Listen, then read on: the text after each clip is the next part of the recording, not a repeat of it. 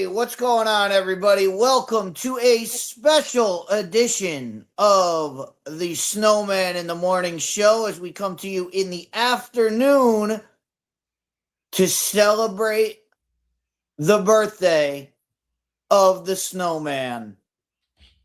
We're going to have some stories.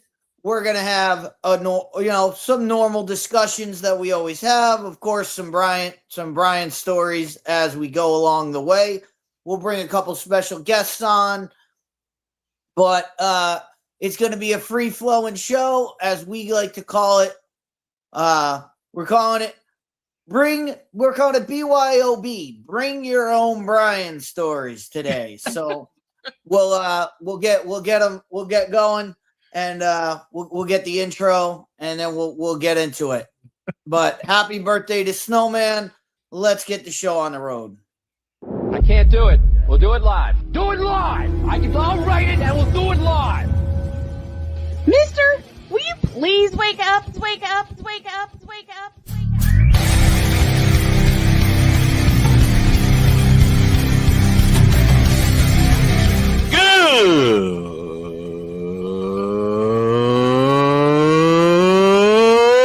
Good morning! Snowman here to all you Brock Purdy and San Francisco 49er haters. Shut up!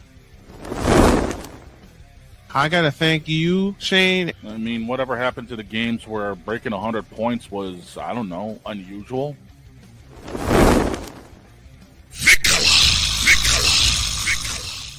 There was one word to sum up the All-Star weekend. Trays.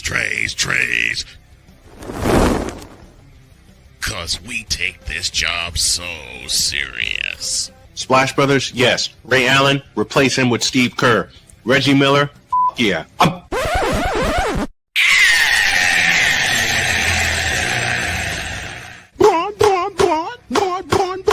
What in the all types of blue hell? I don't know. Oh, yeah!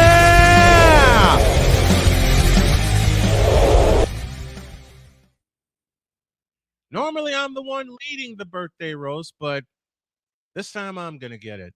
And I know it's the afternoon, but I got to do my standard good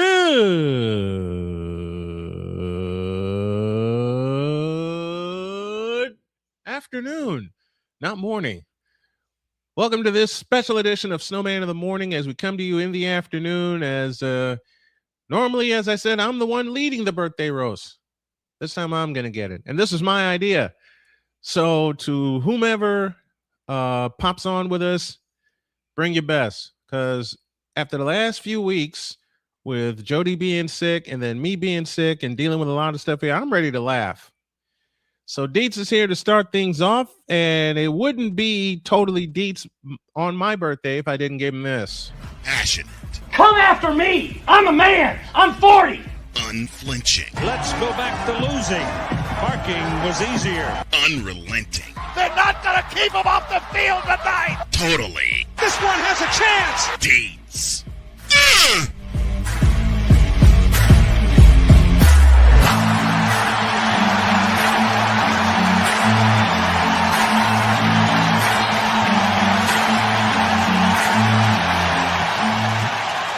That's not just a murmur, that's a full-blown fibrillation. And while I'm at it, someone special is dropping by for a few minutes.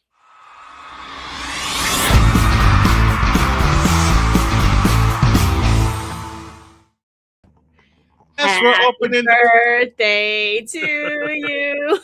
Thank you. Happy birthday to you. Happy birthday, dear Snowman. Happy birthday to you. Thank you. Thank you. Blow it out.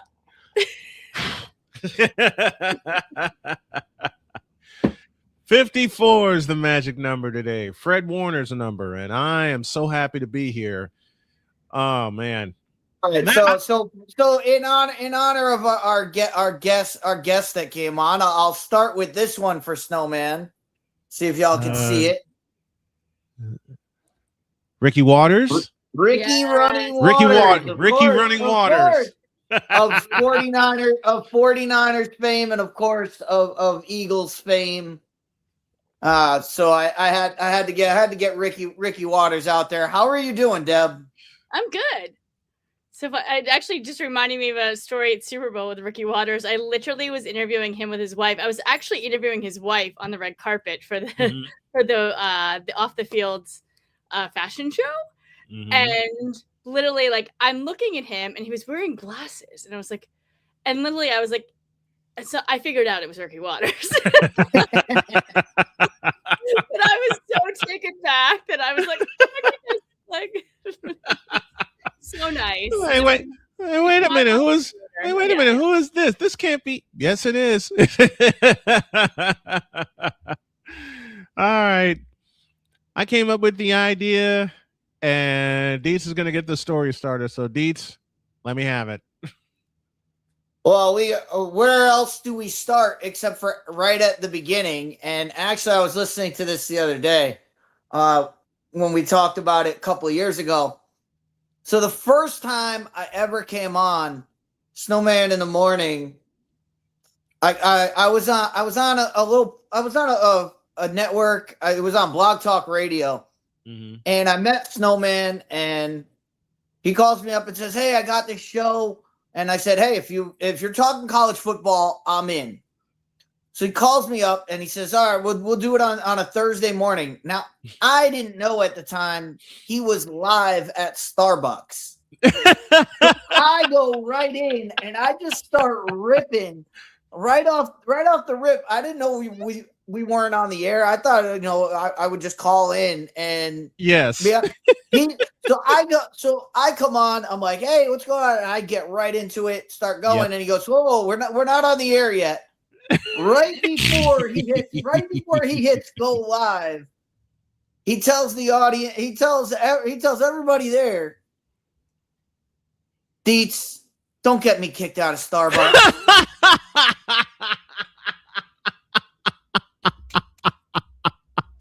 But so we do this segment, and Snowman's like, "Yeah, we'll talk for like 30 minutes." An hour and a half later, yep, we're still going live on the air. Yes, and live going. Yes. And Snowman, the barista comes over and hands him this huge cup. And I lost it. I said, "How do you get this much free stuff? I gotta start going from Starbucks if they're gonna give out this much free stuff."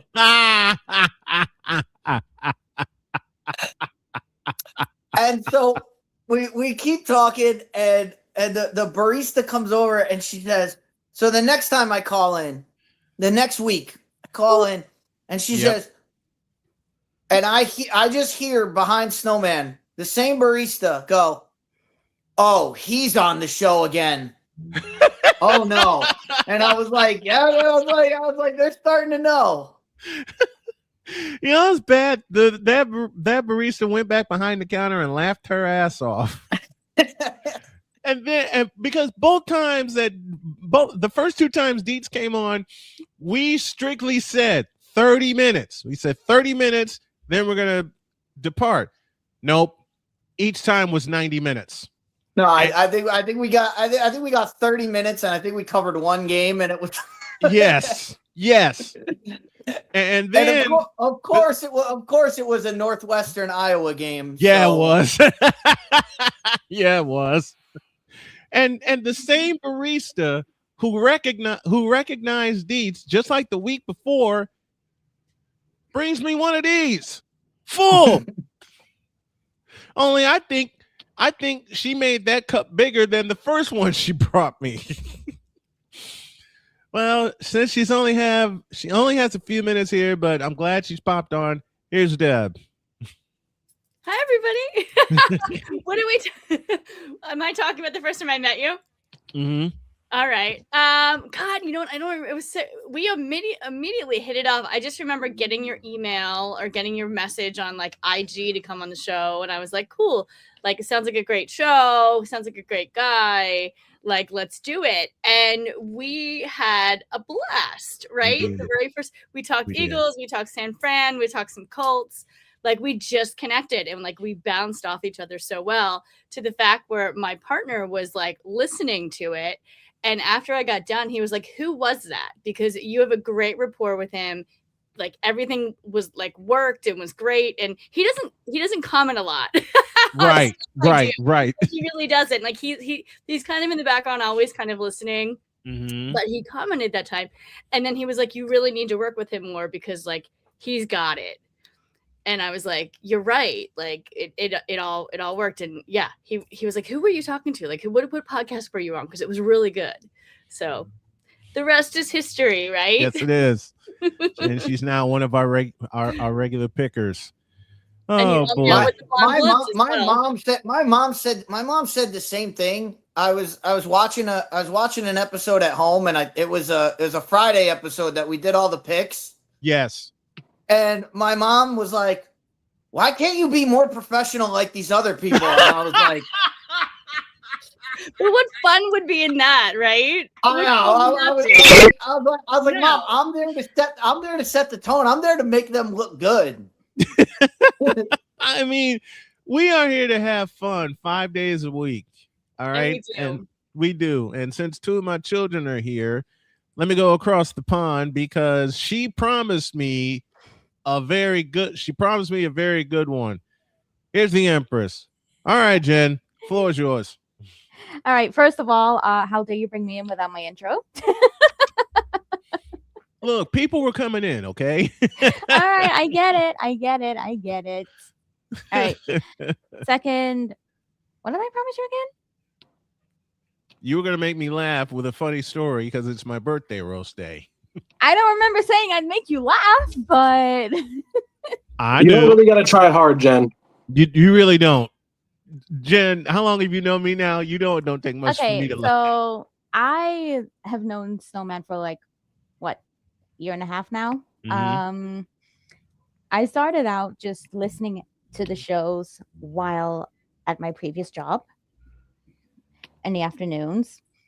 And then, unfortunately, I lost that job. And these guys were here comforting me whenever I was in the chat. Lovely, wonderful people until the season 11 finale. When to be clear, we're uncensored, right? Yes, we're uncensored. When a certain crazy motherfucker named Dawn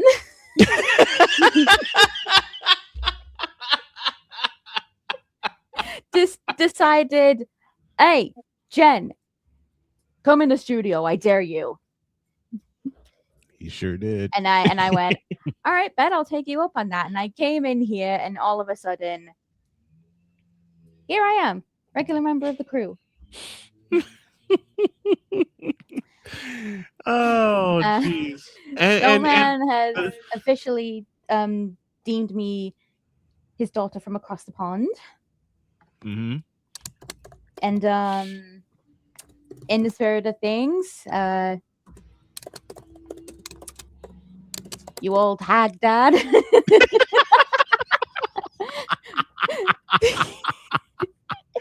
You know what I love when I brought Jen in, and I love when these two, Jen and Deb, connect when we do our picks every Friday.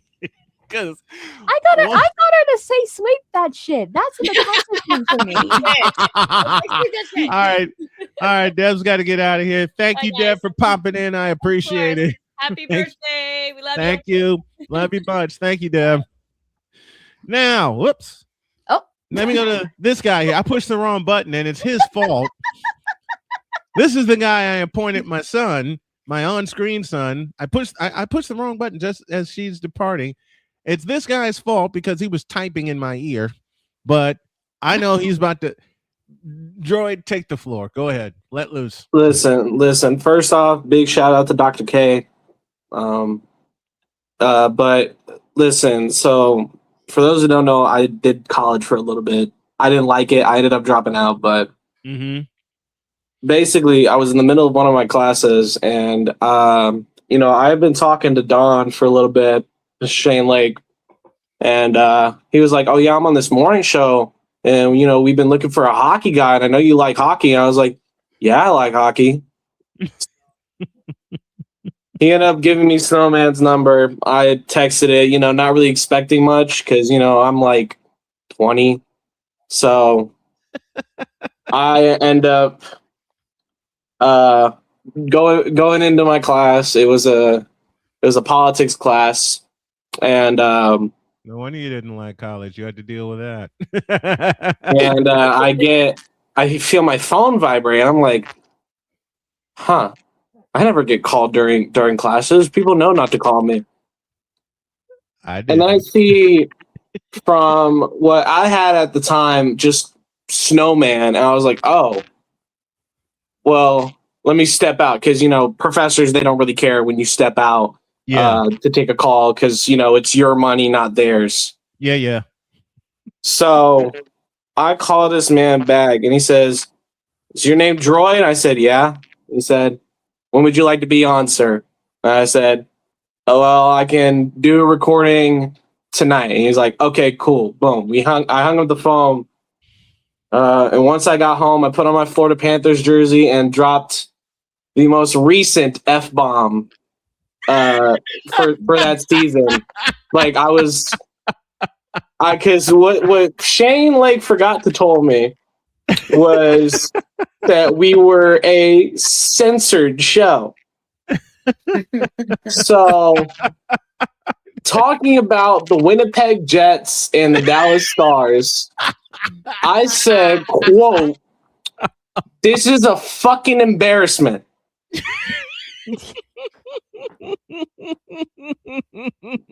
Because for context of that game, both Connor Hellebuck and Jay Gottinger let up 5+ goals. Yes.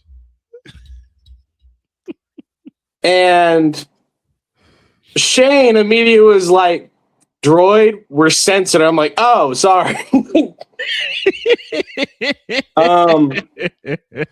They kept it in. And that's the funny part is that Brian had every right to bleep it, cut it out, but he kept the whole bit. I think it's still on the YouTube channel. I think it is. is. You can find my first segment on the show.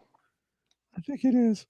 And it's my first time on the show. I had my first F-bomb, which is a world record. Indeed, it is. 14 minutes, I believe it was. 14 minutes in. Yep. To my first time on the show talking hockey, I dropped an F-bomb. Yep. I would proceed to drop 100+ more over the years. But yes, I've known Brian for over 3 years now. It's been a pleasure to work with you, brother. Thank you. From the bottom of my heart, I say thank you for giving me the platform to speak about the sports that I love.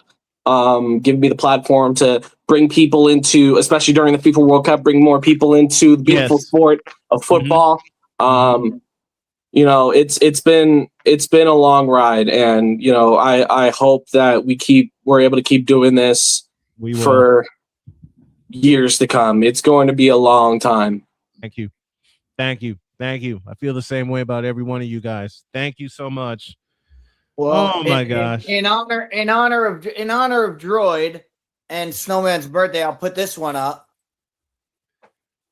Mr. Montana, Mr. Joe Montana, Joe Cool. Well, let's bring a little bit of light to Dietz, and one of my favorite quotes from him on the show. So I had not known Dietz at all. This is my first time meeting Dietz. And they were talking college football, and naturally, as a KU fan, I want to bring up my Jayhawks. Oh no, it's coming! And I asked Dietz, what does Kansas football need to do to be a top team in the Big 12? And he said, "No, you said. He said, what's wrong with my Jayhawks?" And then Dietz responds with,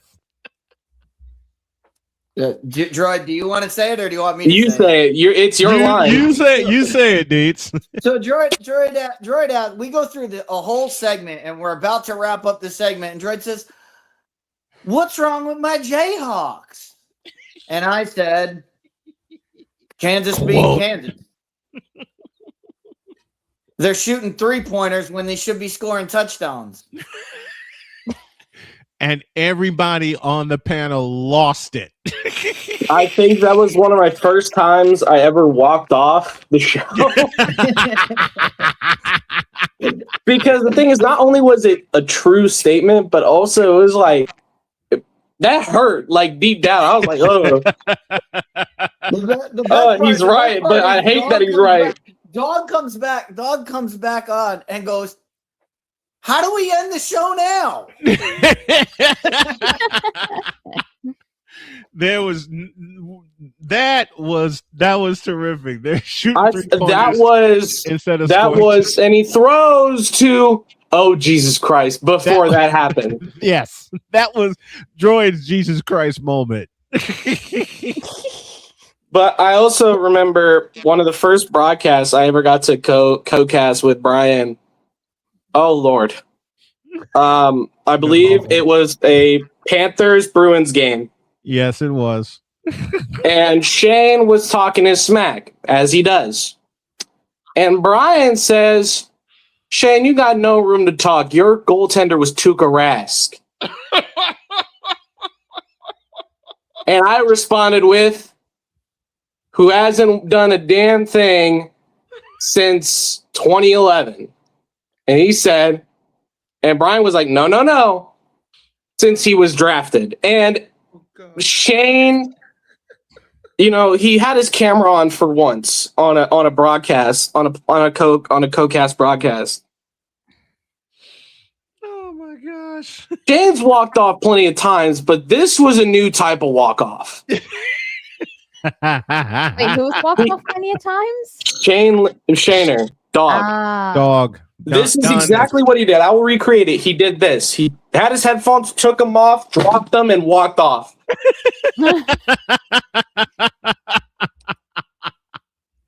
There have been a lot of walk-off moments on this show in the few there have years been. I've been on.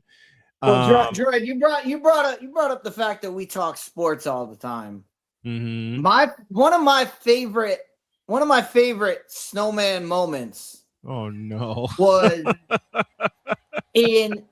so I work 6 p.m. to 6 a.m. Mm-hmm. And back in the day, Snowman and Cole were doing the show at 8 a.m. Yeah. So we had everything ready. I was gonna come on at the bottom of the first hour. Yep. And I'm coming home. It's 6:30 in the morning.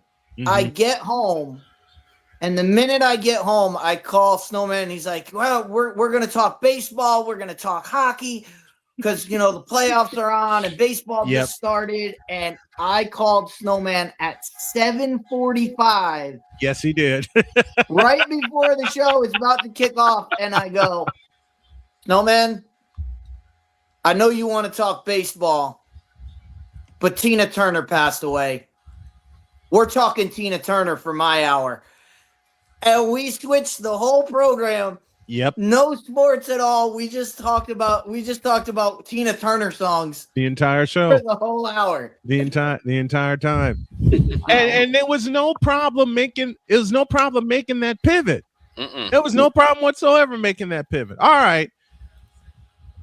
Folks, y'all know this man. He's my chief engineer. He's been my best friend for 25 years, going on 26. Can you believe it? And his favorite goal horn sound is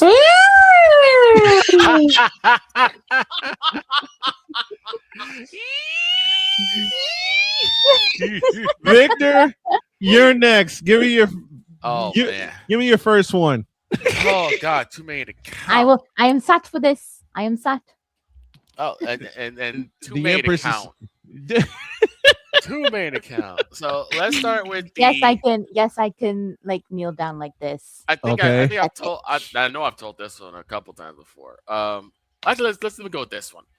So back in the golden era of the sports section, when we used God, yes. we used to run out of the living room at Snowman's house. Yes, at my parents' house. We were getting ready to start the show. It's myself, it's Snowman, it's our friend Derek, and our friend Vinny's on the way. Mm-hmm.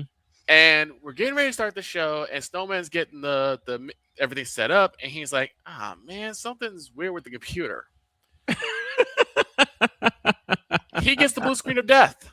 Yes. Now, it's no big deal. Just restart the computer. We're fine. So he restarts the computer, boots up everything, signs in, and the display is upside down. That sumbitch was upside down.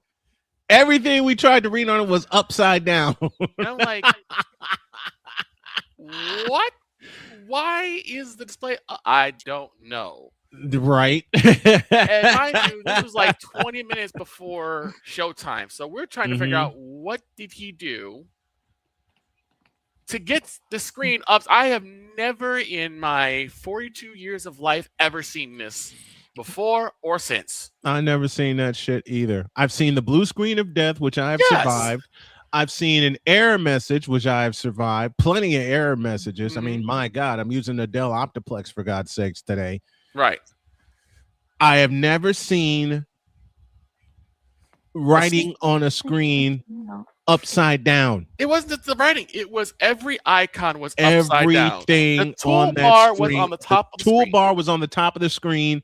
The icons were upside down. Everything was upside down. Even the picture I had in the background was upside down. So we're scrambling, trying to get a message to our boss at the time, Ray, say, hey, we're dealing with a little bit of technical difficulty. You might have put the show back just a tad, but we're trying to get this done, and we're looking. It's getting close to crunch time, about 5 minutes before showtime. Yeah, we're 5 minutes, and by this time, Benny had just walked in the door. Yeah, at my parents' house, and now he sees that the screen is upside down.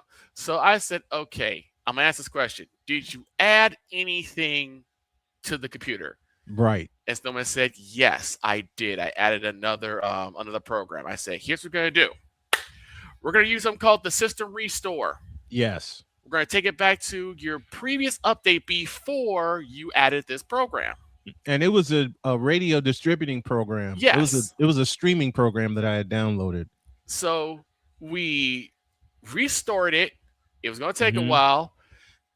And as I would say, at 1:59 and 59 seconds, we load back in. The screen is fine.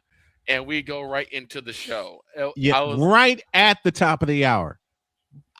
It was a Herculean effort because it probably would have still messed up. But I was like, I have never seen a screen upside down before. We were all sitting there just dumbfounded. Yeah. Yeah. Because when Vinny walked in the door, his first question was, what the hell happened? We'll tell you later. It's my boy putting the milk in the cabinet again. Carton of milk in the fridge. Carton of milk in the cabinet, and the glass in the glass in the fridge. Hey, look, I've had moments like that. Oh boy! All right. Speaking of birthday memories. Speaking of funny stories. Okay. Our favorite dolphin insider is here. Push the button.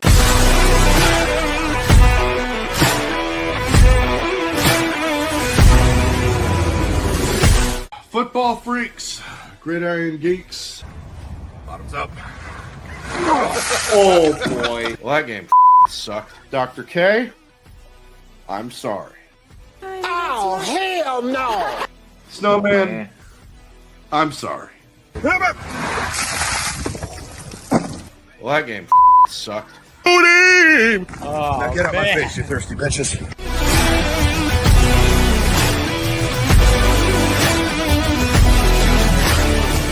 Oh, great. Where'd this giant dickhead come from? Oh. Okay, I gotta ask this question.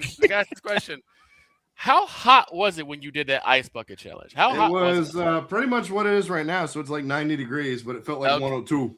Okay, yep. So basically that was a godsend. You It's did Florida. Challenge. It's yes, yeah. It's humid. It's hot. It's Hey, it's Mr. Team's going 2-15. How are you doing? 1-16. Let's be honest.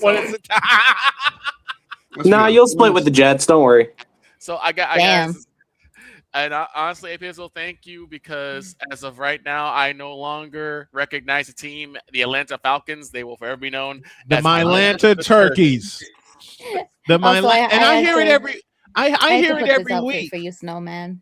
Oh, okay, I like it, and I like that the Mylanta Turkeys. Mylanta Turkeys. Now I'm gonna be saying it for the rest of my life. Yep. All right, Pizzle's turn with his first snowman story. Go for it, Piz. Before we get to Pizzle, give me the full screen, because I got an intro. I got a birthday gift for Snowman, and because in honor of Victor. Oh dear. Hey, the king, the man, the myth, the legend. Yep, the one. That ain't no myth. That's the king. We got more, Victor. The Big Hurt, Frank Thomas. Frankie T. 35. And then just because it's Snowman's birthday. Oh Lord, Ken Norton Jr. Big old Kenny Norton. We got another ex-49er. Deion Sanders. Yep. And the most ex-49er of all time. Charles Crazy Ass Haley. Charles Crazy Ass Haley. All right. Here's Pizzle, folks. Hello. Oh, you got to come with a crazy Snowman. Pizzle, we're sharing grab bag stories of Brian Snow. Yes, we are. Oh, that's the theme is bring your own Brian, as Dietz pointed out. BYOB. It's BYOB. BYOB. And Sick wants to get on the fun too. I'm trying to think, because there's a lot of them. Right. Because there's a lot of them. But I remember. I don't remember exactly what this was, but you just shouted out, "You fool! You fool! You fool!" I can tell you exactly what that was. Pizzle. Because on a vacation that I was enjoying, not the operative word was. I tuned to Snowman in the morning to hear Snowman go completely, and we are uncensored, right? We are uncensored today. Going completely, totally the fuck off on a bronze-sexual confession that why started. Yeah, why started this shit? Mr. Wise. Talking about a bronze-sexual that said the following. Please open. Okay. He said, quote, "If I had the option to win $1 million or have LeBron James win $1 million, I would rather have LeBron win the $1 million. What? That's how loyal I am to my king. We truly do not deserve him." Close quote. Now, Snowman, get it right. Yes, dear. Get it right. It's close, dumbass, stupid ass quote. Yes. Now I'm listening to this, and Snowman goes on a tirade with him saying, "You fool!" 7 minutes worth. 7 minutes worth. Now I had to hear this while I'm at the barbershop getting my hair cut. Oh man! Oh no! I'm so infuriated just by hearing this stupid dog shit that I said, you know what? This needs an ad. I have to do an ad. That was the birthplace of Hooked on Bronix. Hooked on Bronix. Hey! I'll couple that. I was out driving. I was getting some groceries for my family. I hear my phone and I read said ad. Yes. And he almost crashed. And I almost crashed. 2 times. I didn't 2 times. Because I nearly crashed when I turned off the block from my house. And then I read it again. And I nearly crashed again going up a hill. Right. In Southern Indiana. And the next day, and y'all know what happened next. The next day, I challenged the mad scientist himself, Cole Johnson. I'll never understand. Why I did this, I'll never know. Probably because it's Cole, and I love challenging his crazy ass. I said, you have 48 hours to visualize this ad. After Victor read it on the air, the next day, he read it on the air. And Pizzo, you know my next 4 words very well. And then this happened. This moment of bronze sexual stupidity is brought to you by Hooked on Bronix. When you start talking like an idiotic bronze sexual, Hooked on Bronix can set you right. Call 1-800-YO-KANG. Real LJPM. Now approve all this. He added that. He added that at the end. And of course, the very bottom is paid for by the city. He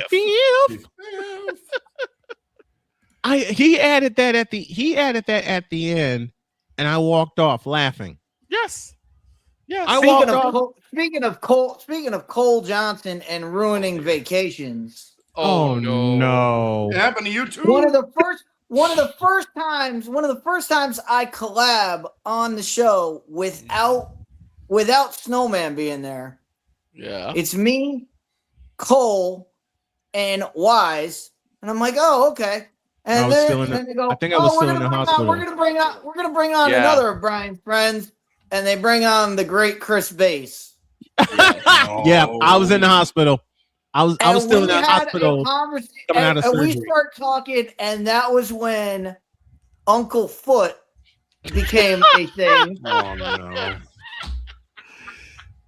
And I come back with, don't insult Mumra like that. That was my fault. And that was my fault.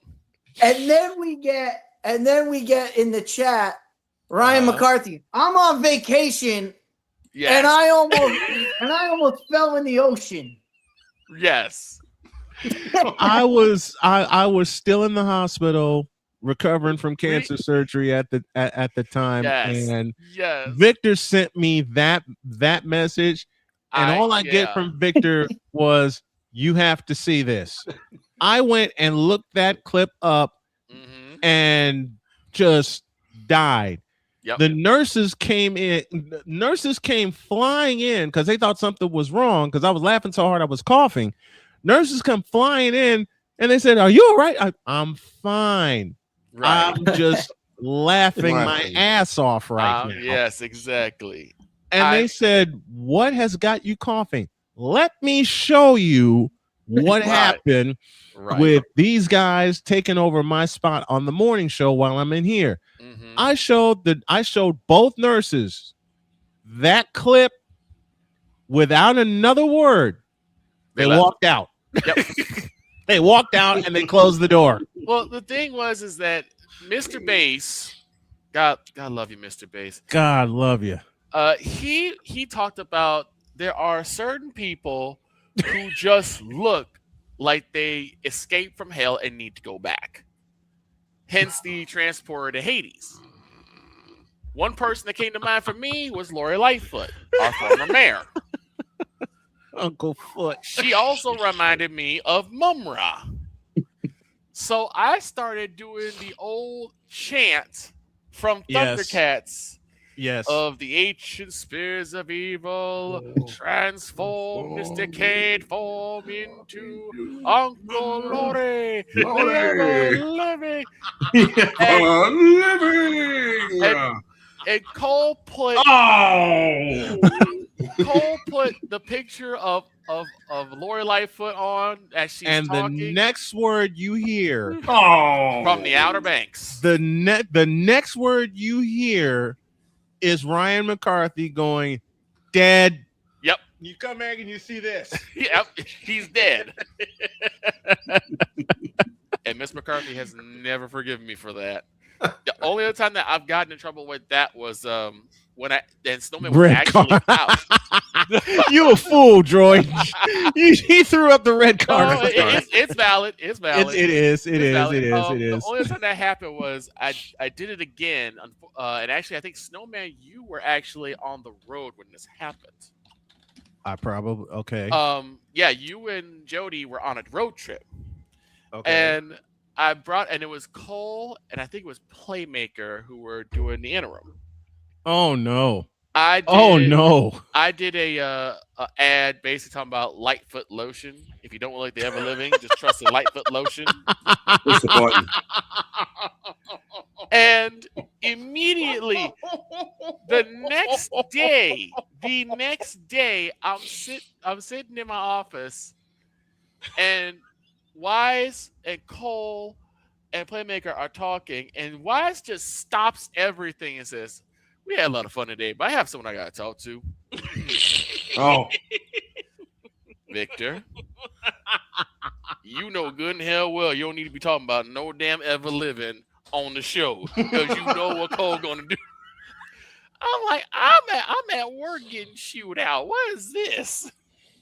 You know what? I think Jody and I were on vacation at the time.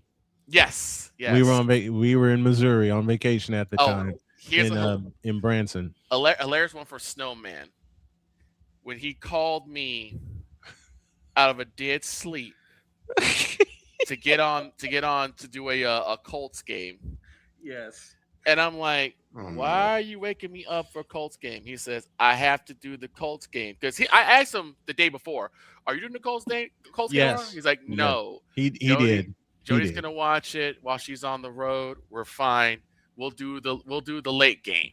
Yeah. Cool. Because the late game was a 49ers game. Right. Which is my usual Sunday schedule. Right. So I get a call and he says, get your ass up and get in studio. Why? I specifically asked if we were going to do it. He said, we have to do the Colts game. Why?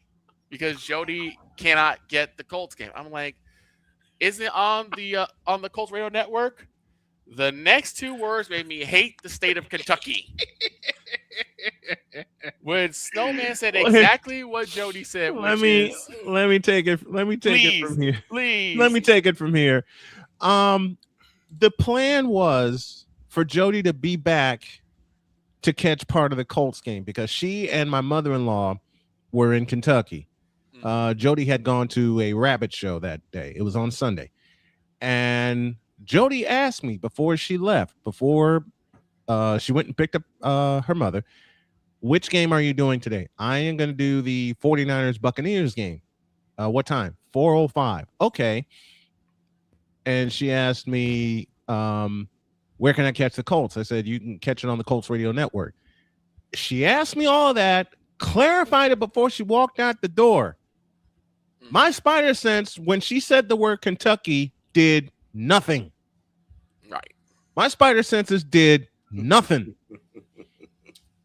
Didn't think of anything. And I said, I'm going to take a nap and get ready for the 49ers game because if it's a 4:05 game, I'm in here at 3:00 preparing. No. Lucy had just hopped in the bed and was snuggled next to me. God, I miss you, Lucy. And my phone rings. One of the few times I turned it on so I can hear if Jody or my children call. Jody says, are you doing the Colts game today? No. And why not? And she's being playful asking that. And why not? Because the 49ers play at 4:05. Well, you need to do the Colts game today.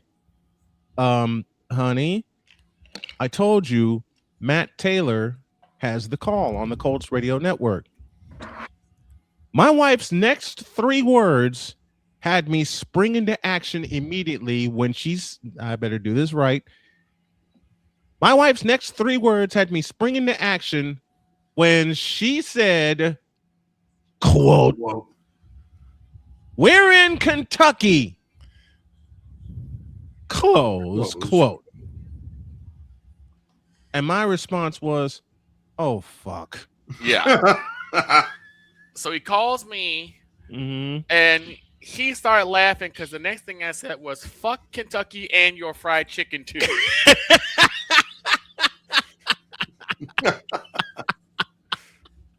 Now I'm up running around getting everything ready because they had just gone to halftime. They were playing the Tennessee Titans and they were beating their asses. Yes, they were.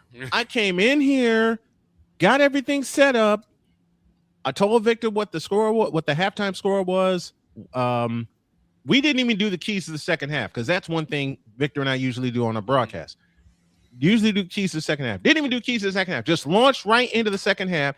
And the first break, my tummy goes upside down. Yep. So I told Victor I may be late getting back. I gotta go to the bathroom. I'll take over. And at that time, I was just coming out of surgery, just getting back into things, and I didn't know how my body was going to react. Some days I still don't, but it wasn't as bad as it was then. I race to the bathroom. I come back, and Victor hears me come back, and he says, I'll give it to Snowman to take you the rest of the way. Jody comes in and says, I knew you were in the bathroom for that extended break. How'd you know that? Because you took too long. Yeah. What? She says, I was talking to Mom, and I heard the commercial pack rolling, and I said, hurry up, get off the toilet. You're taking too long. And my mother-in-law looks at Jody and goes, how do you know that? I know him. I know my husband. Yep. Soon as I come back, what's the first words I say, Victor? Sorry about that, folks. I had to go to the bathroom. Exactly. Exactly. Never did do the 49ers game because they wound up stomping a mud hole. And you know what? They wound up stomping a mud hole in Tampa Bay's ass. Okay. Oh, I remember that game. Yep. Yep. And Jody comes in. It was about 4:20. She comes in. She goes, are you going to do the Niners game? Nope. I am worn out. Yeah. From just a half of football? I'm like, yes. Baby, when did you call me at halftime? And she goes, oh, shit. I called you at halftime. Exactamundo. Exactamundo. And, of course, you guys know she's my booth producer when we're on location. And she said, oh, yeah, that's your protocol. Yep. I never did the 49ers game because we kicked their ass 35-7. So it's like, who gave a fuck? Exactly. As soon as, in fact, we were watching it. And as soon as Brock Purdy ran into the end zone to make it 14-0, I looked at Jody. She looked at me and she says, we can get the hell out of here. Yes. This game's done. Yeah. Yeah. I was like, we're done. We're done. God. All right. I got one for this guy right here. Because he hosts an award-winning show called Pain and Game Pick'ems, which I love tuning into every Wednesday night. First show will be on the 2nd of September. And it will be live also on the Snowman Multimedia Sports Network as well. Well, my office was in the kitchen when this happened. Oh. And Romy showed up. And he had his soundboard. I had mine. Yep. Pizzle said, Snowman, get in here. I got in here. And me and Romy went back and forth with our sounds for a good 25 minutes. Oh, at least. Had the whole crew cracking up. Poor LC Muscles had to turn off his camera several times. Because he's laughing too hard. That he was choking. Yes. He was LC was choking. Legit. He said, I don't know if I could, and I heard him say, I don't know if I could come back. And Yes, just when he turned his camera on, Romy got the cue from me. Pizzle's sitting there going, what are these two gonna do now? What are we doing? And we went back at it again, and LC turns his camera off again. Oh, I got a great one between here's another good one where Snowman was on the road. Okay. And I wish their Empress was here because she could vouch too. Yeah, cute. Yes. Oh, by the way, Pizzle, I'll have that project you requested of me done by Thursday. We went. Snowman was on the road. Actually, this was his birthday last year. Okay. So it's myself, Dog, Jen, and Playmaker. Yep, we were on the road to Cincinnati. And we were talking about just like random stuff. And then all of a sudden, they brought up the CEO of some company who was at the Nickelback concert. If you guys remember that, right? Guy is seen on the kiss cam with someone who was not his wife. Oh, that was Coldplay. That was Coldplay. Coldplay. Okay. Coldplay, Nickelback. I always get those two mixed up. So they were at the Coldplay concert, and he's caught kissing the one who's not his wife. Oops. And like an idiot. And like an idiot. Jen is like, you know what? He's a bad person, but you know what? For the wife, she's gonna find another bright star in the sky because there are so many bright stars. He doesn't have to worry about that guy at all. And the three of us, Shane, Playmaker, and myself, all said one word at the exact same time. Half. Now, for those who don't know, there's a skit from Eddie Murphy Raw where he talks about divorce. Yes. And he talks about, when your wife and you get together and everything's fine, and all of a sudden she gets mad, or you guys break up, you divorce, and she's mad and she's upset. She's like, I need to hurt him just as much as he hurt me. And she thinks and says, half. I was like, half his shit. It is the most hilarious thing in the world. But the funniest part was that all of us yelled half at the exact same time and completely bewildered Jen. She's like, half? What? What does that mean? Right. It's still around for this one, but when he called back afterwards, I told him about that, and he hung up on me. I did. And then called back and said, I'm gonna kick y'all ass. Yeah, I did. Speaking of the Colts and getting hung up on. Oh no. Yes, Dietz. So one time, Brian decides to make it a good idea when he was doing the Brian Snow show. Oh yes. He has a genius idea of putting me on to open the show. Yes. And we're talking, and Matt Taylor, the Colts play-by-play, calls in. So obviously we're going to stop, Snowman's going to stop interviewing me, and we're going to talk to Matt Taylor about the Colts. So right. we start talking about the Colts, and it was during two-a-days. Yes. For them. So we're asking all these questions about the Colts practice, and what did you see today? And he starts going through it. And this was Anthony Richardson's rookie season. Oh, geez. I know where you're going. And Matt Taylor says, well, Anthony Richardson, he completed some passes today, so he looked pretty good. And Snowman is about to just keep bowling through the interview. Yep. And I stopped him dead and said, hold on a minute. Matt Taylor just broke news. Anthony Richardson actually completed a pass to somebody. Right. And Matt, for all we were cracking up. Matt just stopped dead in his out the did window. Not say a word. That professionalism went out. Me and Matt were dying. Oh, okay. Speaking of Brian Snow show and Dietz, one of the first few times that Dietz and I were actually able to be on the show together was on a Brian Snow show. He brought Dietz on, and then he had to step away to go, take care of some business. So what do Dietz and I do? We start talking about, what the Cowboys need to do to get better, right?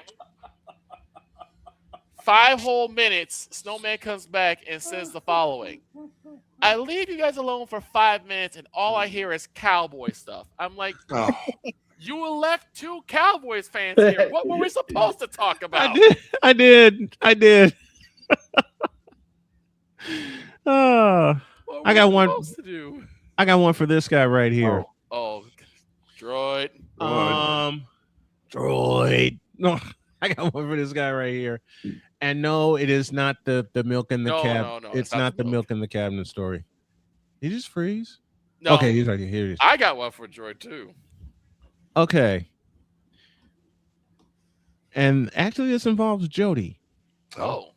Because she hadn't seen. You're muted, sir. You're droid. You're muted. Muted. Switch the piece. There you go. There you go. Wait for it. Wait for it. Connected to the wrong default mic. There we go. Okay. There you go. I already know what this is. No. I have to. Have to.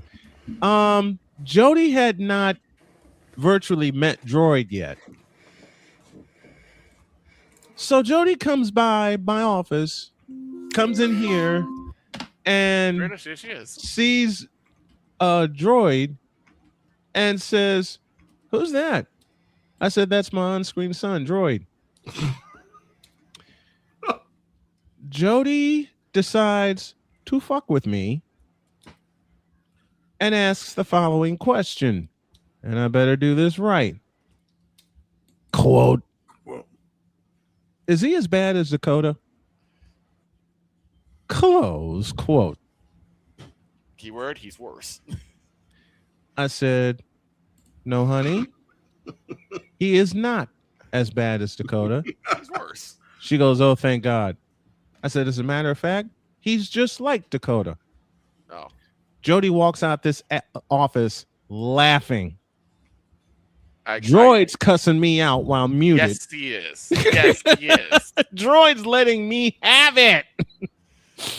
And then we wrap up the show. I'm getting ready to head out to get lunch. My phone rings. And it's Droid. I said, "Honey, you need to come in here." She comes in. She sees Droid's number.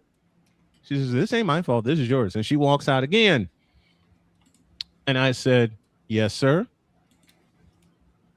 The next sentence I hear is full of things that cracked me up. Yep. When Droid said, "I don't care how tall you are, I'm kicking your ass." Right. Right. Like, what? You did not need to say that. Yes, I did. Yes, he did. Well, he didn't need to, but he was going to. Oh, come on.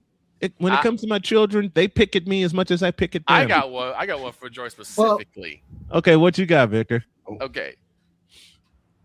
The one time last year we were doing a call. You guys got done with your game. I'm still doing the Bears and the Cincinnati Bengals. Oh, God, yes. Oh, God. The Bengals go up by a score, right? Mm-hmm.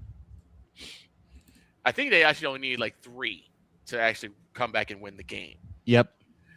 The first thing out of Droid's mouth is, "Look, I don't know about this guy, Colson Loveland. I think he has kind of like a catching issue." I'm like, "I don't think so. He's been doing pretty well to me." He's like, "Yeah, he has some catches, but I don't think he's consistent." I remember Droid was talking so much shit. The next 2 plays, a run by DeAndre Swift. Mm-hmm. Which had me happy because I love DeAndre Swift. Yes. And then on a play action rollout, Caleb throws a dart right to Colson Loveland, and he breaks tackle and takes off. Yep. For the catch of the year. Because you got to remember how Colson Loveland is. Like, I'm going to lean back he's lean back. Yes. Catching the ball like this. Yes. Mm-hmm. Cool. And then Victor says, "What was that, Droid?" Yeah. I was silent. I got one for this guy right here. Oh, yeah. Oh, Dietz. I was living in Terre Haute, and I was working in home health care at the time. My boss heard Dietz's show the week before, and he said, if you're going to hop on, make sure the clients are not around you because they will cuss. Yes. All right. I'll make sure. Shit. Yeah, that didn't work. The moment Dietz texts me and says, I'm getting ready to hop on, all the guys come out. Yep. All the guys come out. So I decided to have a little fun with Dietz, and I go, are you ready?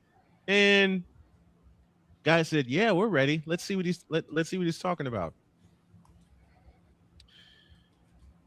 It just happened to be Contender, Pretender, or Detroit Lions. And the Detroit Lions. It happened to be that hour.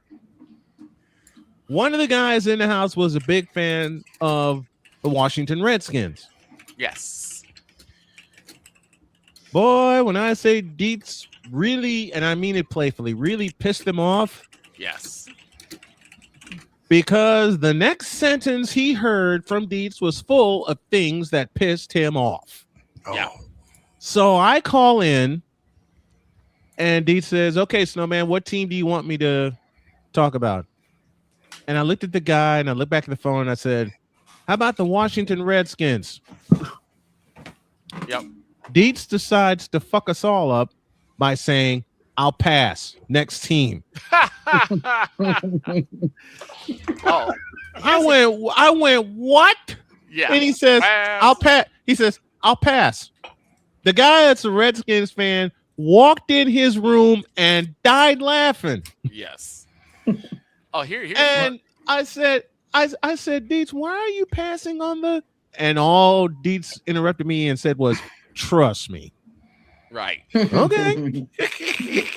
Here's a good one with both Dietz and Pizzle. Oh no. I forgot what we were talking about, the recent releases that were happening with the coaches. Mm-hmm. And so Dietz just says, Pizzle got a question. And he says, why is Miami messing around? We know that Daniel's gone. Why are we messing around? Oh my God! And Yes. It's like, oh no, you got me. I don't know. Mm-hmm. It'll happen eventually. Right after the next break. And the break didn't even last long. Not even after the break. Halfway through the break. Halfway through the. Listen, I specifically queued up a 4-minute break. Right. For those of you that have tuned in, the breaks we have usually last between 2 and 4 minutes, unless it's halftime, then it's 4.5 minutes. I queued up a 4-minute break because I wanted to run and get some water. I never got the chance. Right. Why? Because 60 seconds later, an alert pops across my phone saying Mike McDaniel's been told to hit the road, Jack, and don't come back no more. I remember this. And we come back and Pizzle's just there. Mike McDaniel's been fired. Yes. Yep. Yes. Nostradamus again. And we didn't even get through the first minute of the break. We got through the first break, which was a minute long. I see the notification and I immediately stop it and come back. Yep. And there's a look. Let me bring Pizzle up here. There's a look on this man's face. He was infuriated. He was pissed. He says, I've been fired. Raw deal.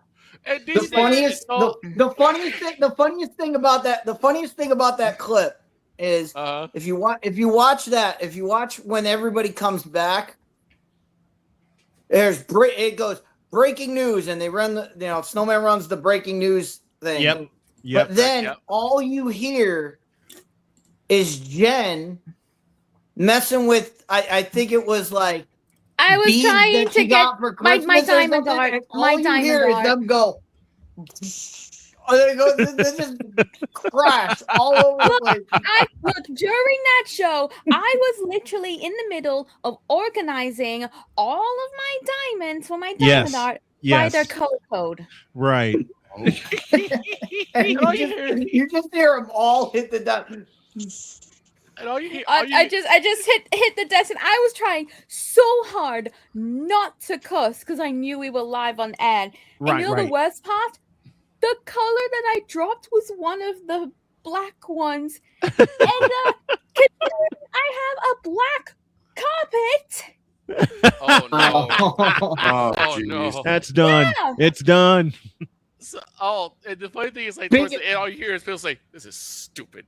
That's stupid. It's so upset. And then just Pizzle down there, just like, ugh. Here we go again. Here's Okay. Repeat. I also exactly. have to, Go ahead, Jen. I also have to make a reference to this with Napoleon being in my Twitch chat. I see him in the viewer list. Hey, Napoleon, what's up? Hey, Napoleon. Napoleon? Y'all remember when we started calling Pizzle Pineappizzle? Pineapple.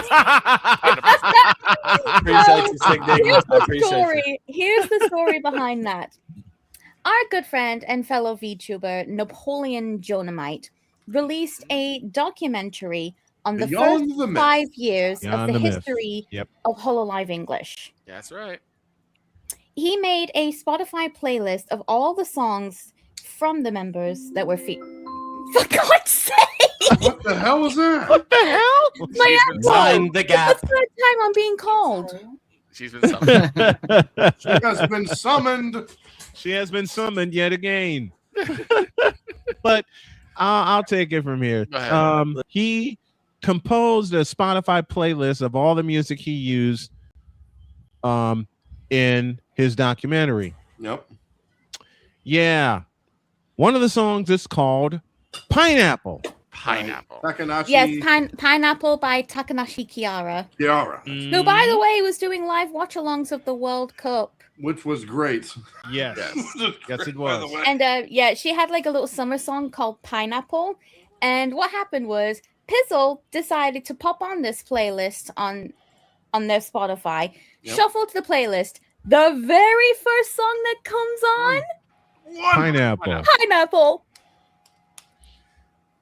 Anyway, I have to go back down again. Since Jen Okay. is here, well, I was gonna wait. I'll wait until Jen gets back. I'll wait You until can she you comes. can wait a bit. I'm sorry. I'll wait. I'll I'm so wait till sorry. she comes back because I got a few for her. Speaking of people in to the stay- chat, speaking of people in the chat and Snow and telling Brian Snow stories. So again, Snowman thought it was a good idea when he was on vacation to let guest people host the Brian Snow show. Yes. The entire week.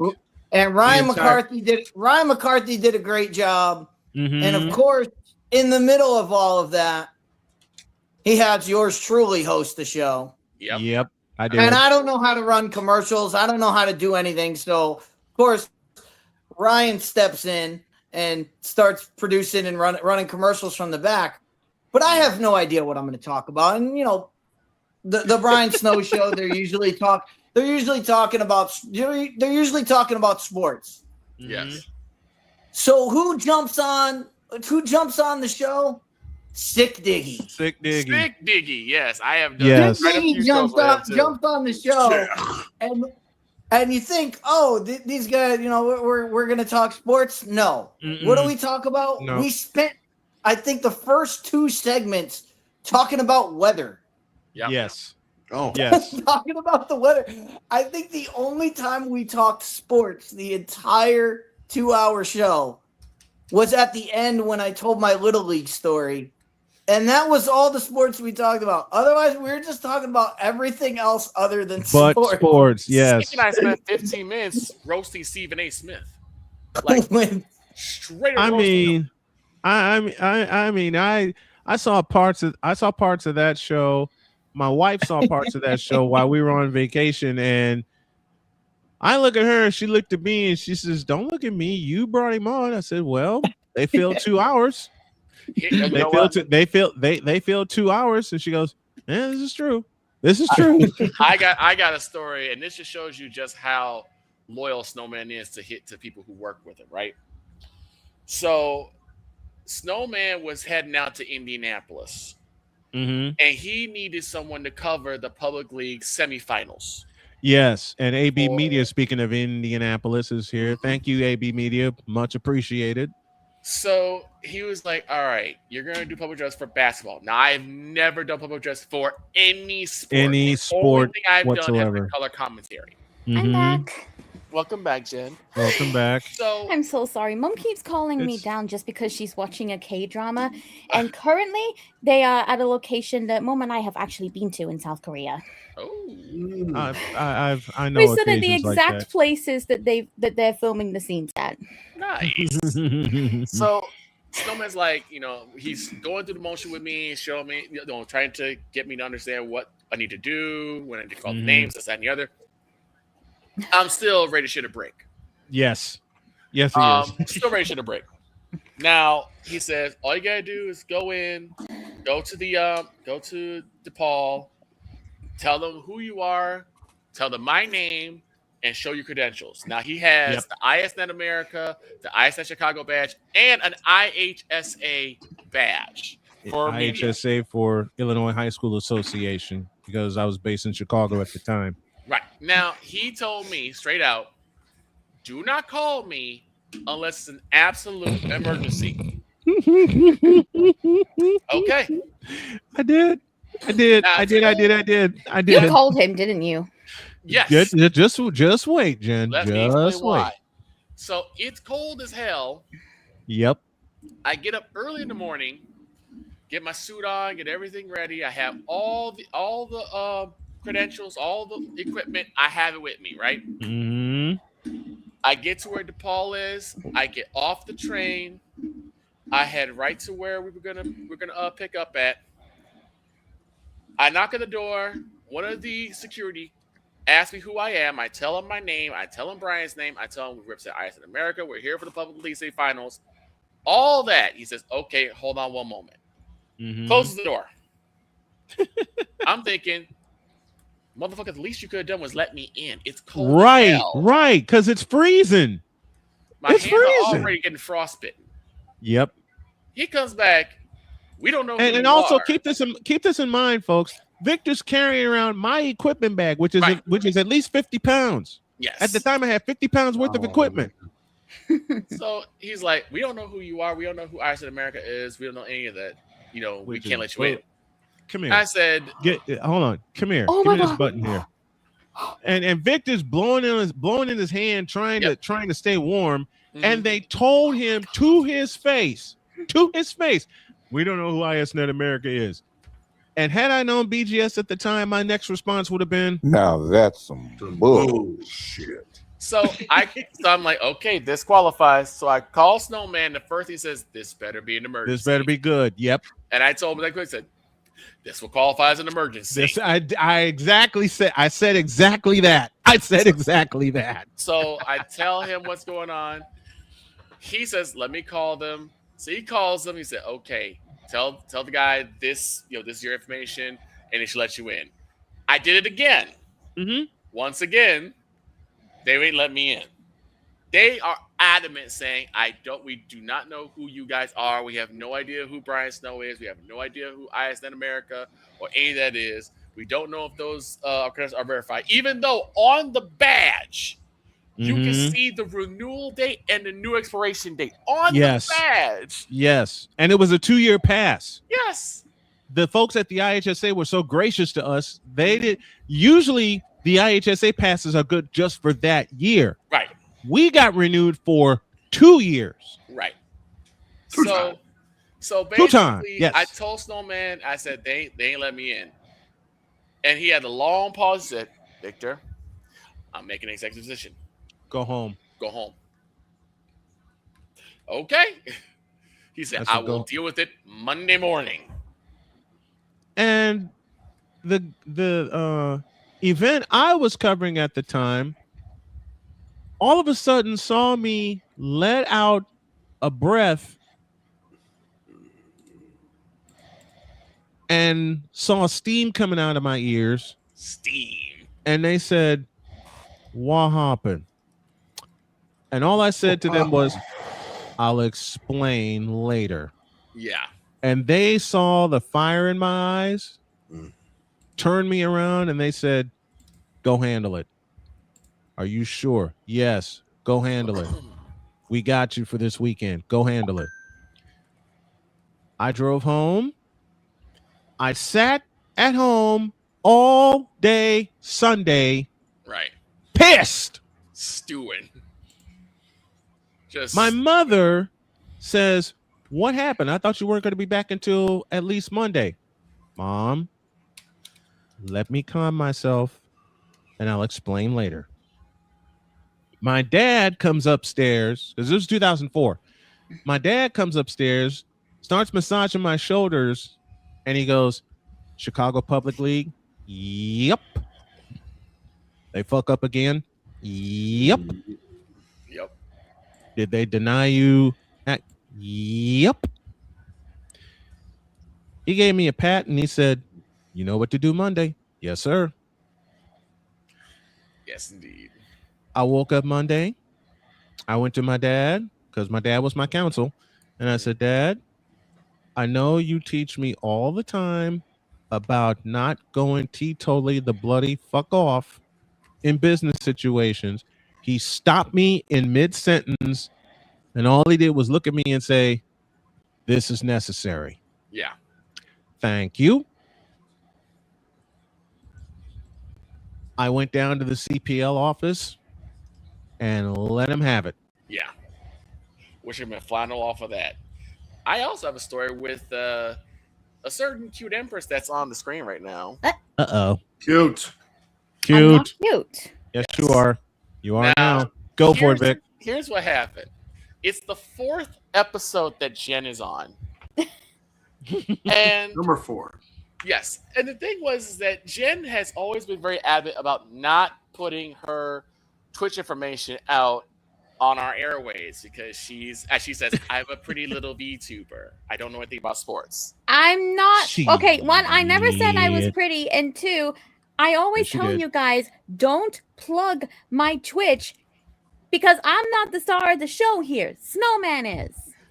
But Well, you we are. And gotta I take care wasn't, of that. and I wasn't even a part. I wasn't even officially part of the crew at the time. I was still just a guest.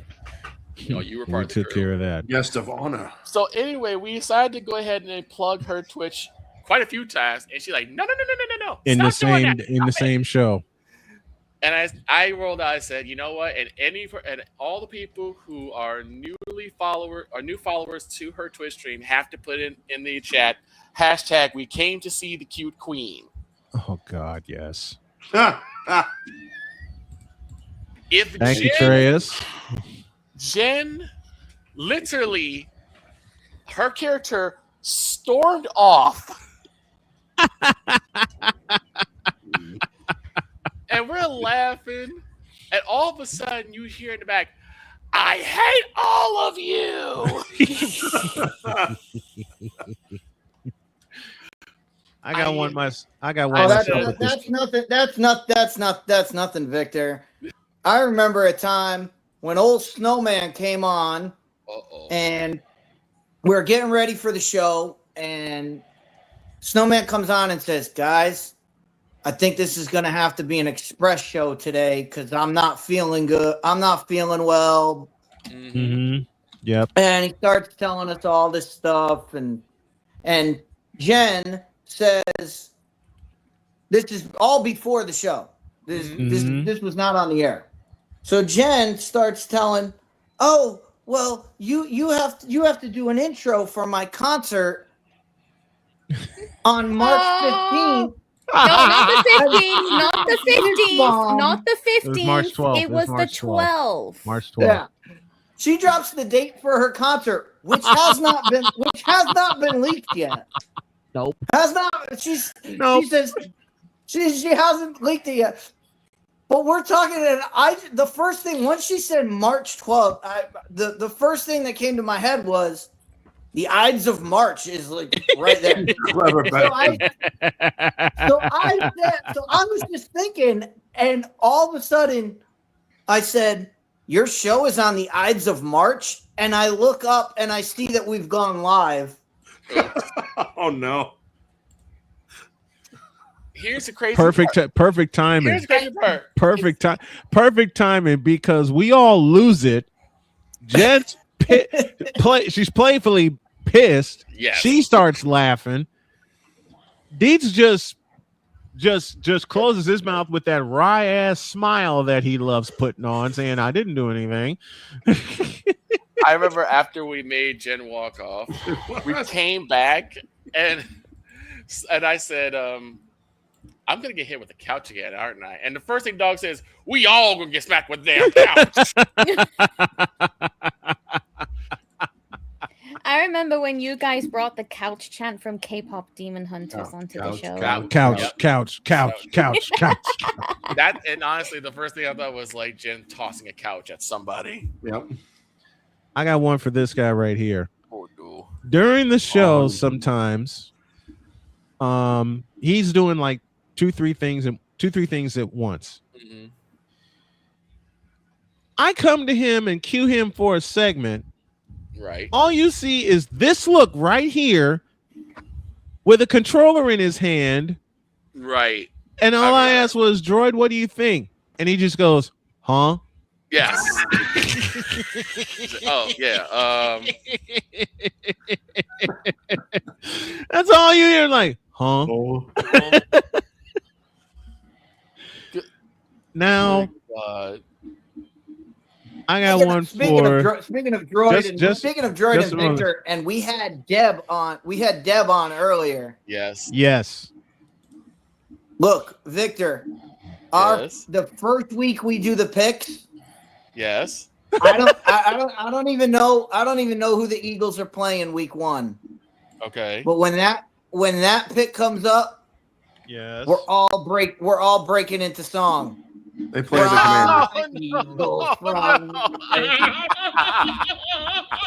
For context to that bit, so we're talking about. I don't remember what we were talking about. Victor, we were doing pre-draft. We were doing pre-draft. Yes, we were doing pre-draft. The pre-draft. So we're doing our mock draft, and this is how Victor said it. He said, "Fly." Fly, Eagles, fry. Oh, I thought for a moment it was just on my end he was lagging. I said fly. Victor said, "Fly, Eagles, fry." You ever had that moment where you're trying to say a whole bunch of words, but your mouth only goes so your fast? Mouth doesn't cooperate? I said, and so the next team is our rivals to the east in the Philadelphia Eagles, and I said, "Fly, Eagles, fry." Droid picks it up immediately and said, "Fry, Eagles, fry" is the craziest thing I've ever heard. Snowman's losing it. Yep. I'm like, because you started with saying the rival side. I was like, oh, this is the new insult. Right. I was like, because I knew that later on we are gonna have Deb on. So yes. I was like, shut up. And then Damien was adding to this shit, saying, "I should tell her what you said." I'm like, "No, you should." Now remember, we're 20 minutes away from bringing Deb on to talk Eagles, right? You mean Caleb Hernandez, Mr. Yes. And thank you, Napoleon and Blazing Lycan, for it. I appreciate it. All I heard from Snowman was "Fry, Eagles, fry" in a pan right next to me. Fry. And then before we even ended that segment, we had the whole parody because Droid got in on it. Yep, we had the whole because for those who don't know, I am an artist. I write songs. I do a bunch of stuff, and we came up with it the same day.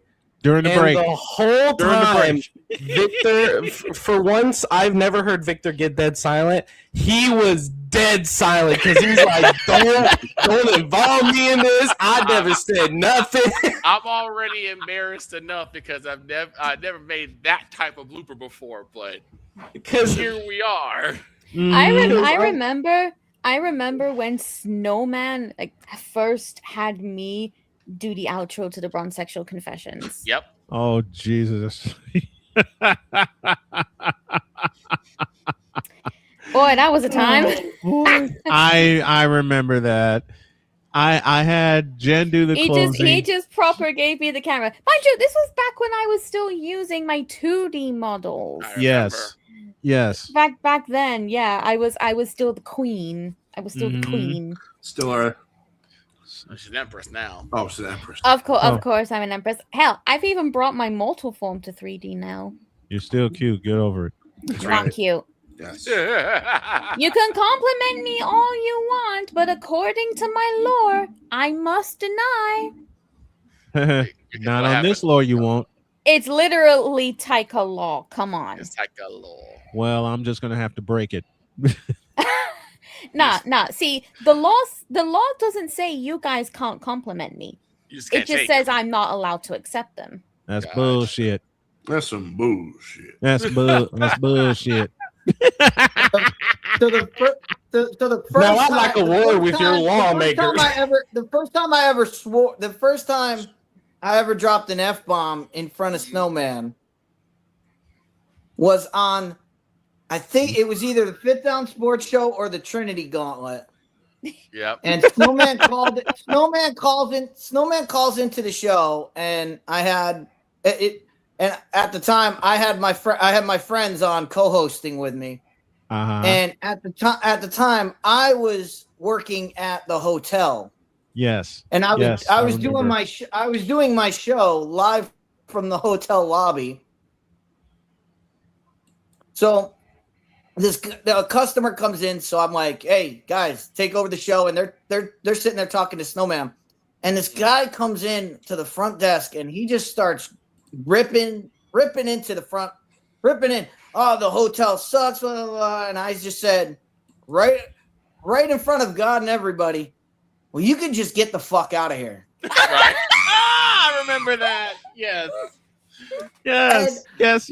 And I was just listening to this guy rant for a while, and I was like, look, I don't own the place. I don't run this place. You can just get the fuck out of here. Right. And I come back to the show. I come back and I sit down, and I forgot that I was live on the show. Oops. And everybody is just laughing. And I'm like, done. oh, yeah. And I was like, what? And they're like, we just heard all of that. And I was like, oh. Yep. I was like, whoops. I forgot we were live on the air. I was telling the story about when Snowman was on vacation on the road, and we were talking about the Coldplay concert. And Jen was explaining about how, well, yes, that for the wife, she now understands, and she's gonna find that they're all wonderful stars in the sky. And I'm not exactly sure what you said, Jen, but it was like basically there are so many more wonderful stars in the sky. And then me, dog. Hey, I was making a reference to the Coldplay song "A Sky Full of Stars." Yes. And so then me, dog, and Playmaker ruined it by saying half. And Jen's like, did you guys not get the reference I was making? I'm like, oh no, we got the reference. We just made one of our own. Half. All right. And I was so tempted to just say, y'all are dicks. Here's one for this guy. Here's one for this guy right here. And I think he knows this one. When I say there was a Thursday night game between his Dolphins and the Buffalo Bills. I'm already giving you a card for that one. And I said, and brought him in. Hey guys. All I said was, Pizzle, what do you think of that game? And that was the first time he uttered this infamous line. Well, that game sucked. Yeah. Expect a lot more of that this season. Hey, yo, guys. Before we go any further, you know what we haven't had for a while on the show? What's that? A BC. Soda pop. Soda pop. Hey!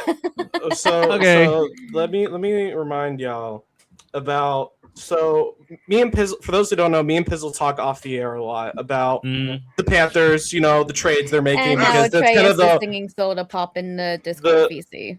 Of course.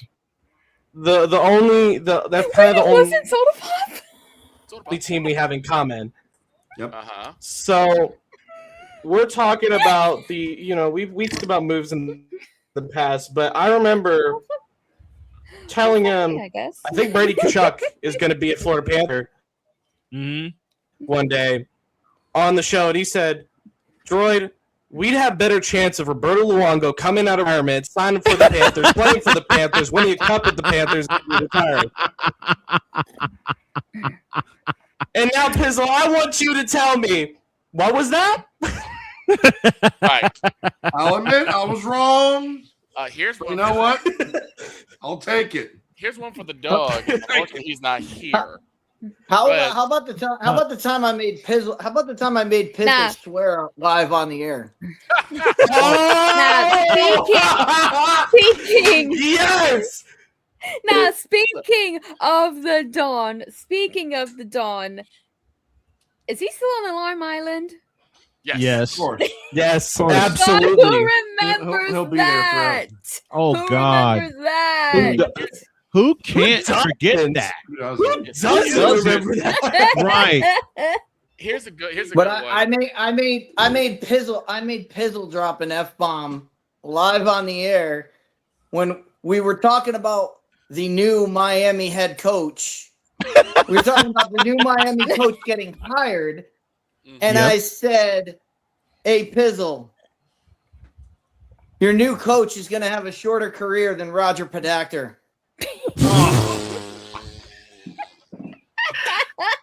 Here's a good one. This is one for the dog.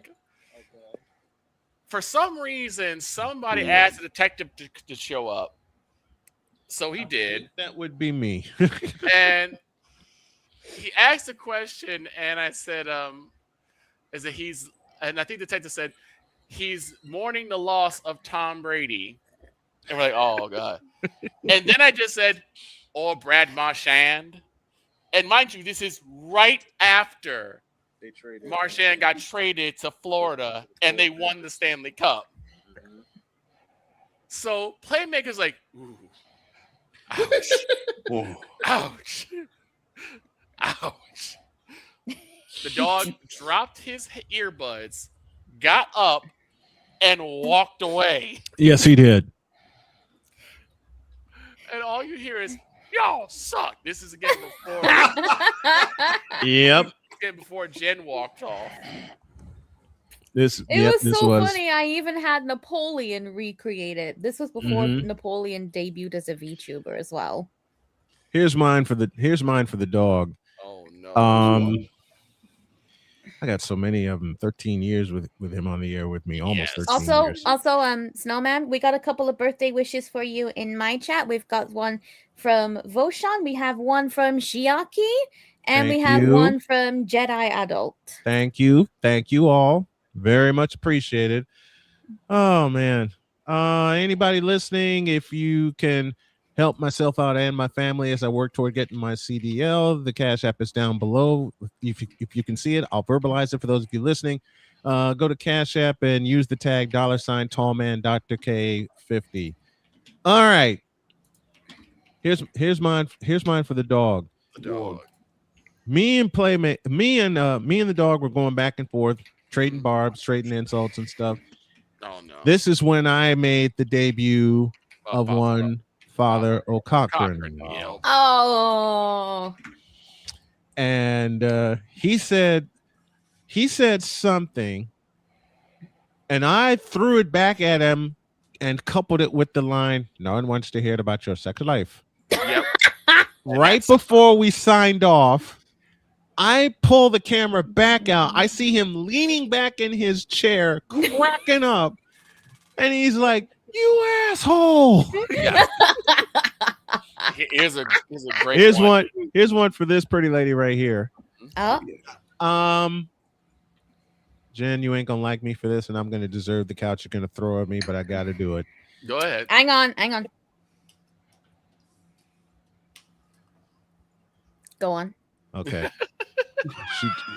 Mind you, she just took a drink, folks. All right. No, I didn't take a drink. I did the whole eyes thing, you know. Oh, yeah. Okay. Here's what happened. I was covering the Broncos and the Buffalo Bills. Oh no! I already know where this is going. No. Where this is going? No. Yep. You know where this is going. Jen decides to hop on with me for the second half. And she's like, I want to hang out with you for the second half of the game. Okay, cool. The late game that day was the Seahawks and the 49ers. Yes. I went to a break. My wife comes by. She says, are you doing the late game? I said, no. She says, why? Because the Niners are going to get their ass kicked. And she looks at me and she goes, you're saying that about your team? We're not healthy. Jen, waiting to come back from break. She just sees Dr. K walk off. She went in the bedroom. Jen decides to open her whole mouth midway through the third quarter when Buffalo has a 23-10 lead. Yes. Okay. Buffalo's got the lead. They had just come back to take the lead. I beg your pardon. They had just come back to take the lead, 23-20. And then this pretty empress decides to open her whole ass mouth and utter the following quote. Whoa. If the Broncos come back and win, then on the next Snowman in the morning, I'll cosplay as vodka. Right. Close quote. And she sure did. My crazy ass says, okay, you're on. Why did I do that? So how the Broncos? Because the next thing I knew, Bo Nix throws a touchdown. They get the lead. Then Buffalo gets the lead. And then Denver ties it up 30 apiece, and we're headed to overtime. I hear this pretty lady whisper, oh, fuck. Buffalo's driving, looking to get the lead. And Allen throws yet another playoff interception. As he's known. I'm trying to be as professional as I can. Good. She is not. I've never been professional with this shit. I know Hell, that. You and I were supposed to commentate the England v Norway game, which you had to unfortunately drop out of because you were ill. Yeah, I was very sick that day. Yeah, and I don't think they've really had it on TV either, unfortunately. No. But here's let me finish this one. I actually announced it after Buffalo turned the ball over. I started teasing it mercilessly. I said, is Jen going to wind up cosplaying as vodka? She goes, no, no, no, no, and no, that is not going to happen. Each time she said no, 5-yard gain by Denver here, Knicks completion for 16, another Knicks completion for 18, and then the dual pass interference calls happen. Right. 30-yard penalty, and they're in field goal range. And I said, as soon as I said Denver is set to walk off, she goes completely silent. She goes completely silent. And I call the winning field goal, snap spot down, kick is up, through the uprights, and it is good. Right. And the first thing I hear this pretty lady say is, fuck. I will say, and I just kept going. I just kept going. Like, she's going to be vodka on Monday. Fuck. Your final score in overtime. Fuck. The Denver Broncos 33 and the Buffalo Bills 30. Fuck. It is Denver that will move on and host the AFC Championship game. Fuck. I wrap up the broadcast. I wrap up the broadcast, and I am trying. I so thought we were hard not supposed to be laugh. roasting Snowman, not Snowman roasting his daughter. Oh, we're roasting look, everybody. y'all are getting me. That's why I wanted this, because I knew we were all gonna laugh. I wasn't even doing any roasting towards you. Fuck did I do to deserve this? Here's a good one. I'll tell you my favorite Jen moment on the show. Oh no! Oh no! Keep Jen on the screen because this has nothing to do with me. All right. My favorite. I'm gonna go into hiding. No, you're not. My favorite moment on the show was again our good friend Matt Taylor. Yes. Oh no! I know where this is going. I know where this is going. Matt Taylor was on the show. Snowman and Mr. Taylor, they're having a conversation about Colts football and all this. Yes. And then Snowman introduces Matt to Jen, and Matt's next line was, "I don't know how to talk to a cartoon." I'm like, what? I will say this. Which gives me an idea, Snowman. And yes, sir. We're definitely gonna have Matt back on the show because he's a great guest. But the next time Matt Taylor is on the show, we just leave him. Everybody drops out except for Jen and Lazarus. Oh, God. What are you trying to do? Kill my favorite guest, man? What is wrong with you? And that way, Matt has to, not only does Matt have to talk to one VTuber, he's gonna talk to two of them. Two VTubers. All right. Let me give the camera to Pizzle because I know he's got plenty more stories to get me. Pizzle, it's yours. Oh boy. Really put me on the spot here. Okay. Now get out my face, you thirsty bitches. Yes, that one. Here's a good one, and this is for.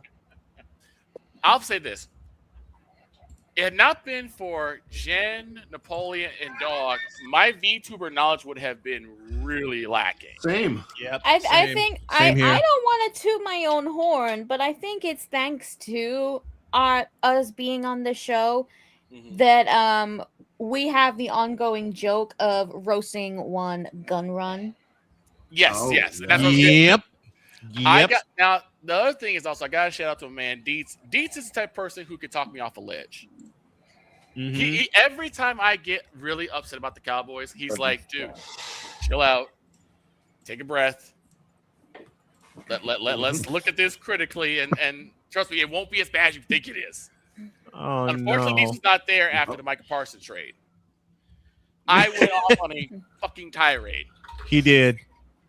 And my God, Napoleon. And I yell out. See, now Napoleon's getting me. This man's going to roast me with the apologies. And he brought the Tom Brenneman reference. Yep. So it's a 4-0 ball game. Yes. Yeah, guys. If you guys do not know, Napoleon's very first appearance on this show was him giving a parody apology. Where he basically did a parody of Riku Tazumi's famous apology after the firing of Selen Tatsuki from Niji. Still, fuck you, Niji Sanji, for doing that. And what happened was he started to sort of like apologize for showing us a clip where Ludwig said Gargura was the LeBron of VTubing. Oh, Jesus Christ. Oh, no. And he started his apology, and he made that reference. He made that reference in the middle of his apology.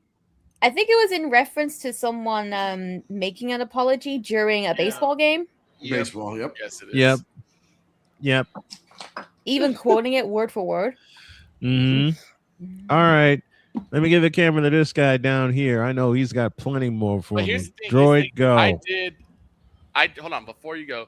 Okay. I went in and I just went off on Drawl, and I said, Drawl Jones has no brain.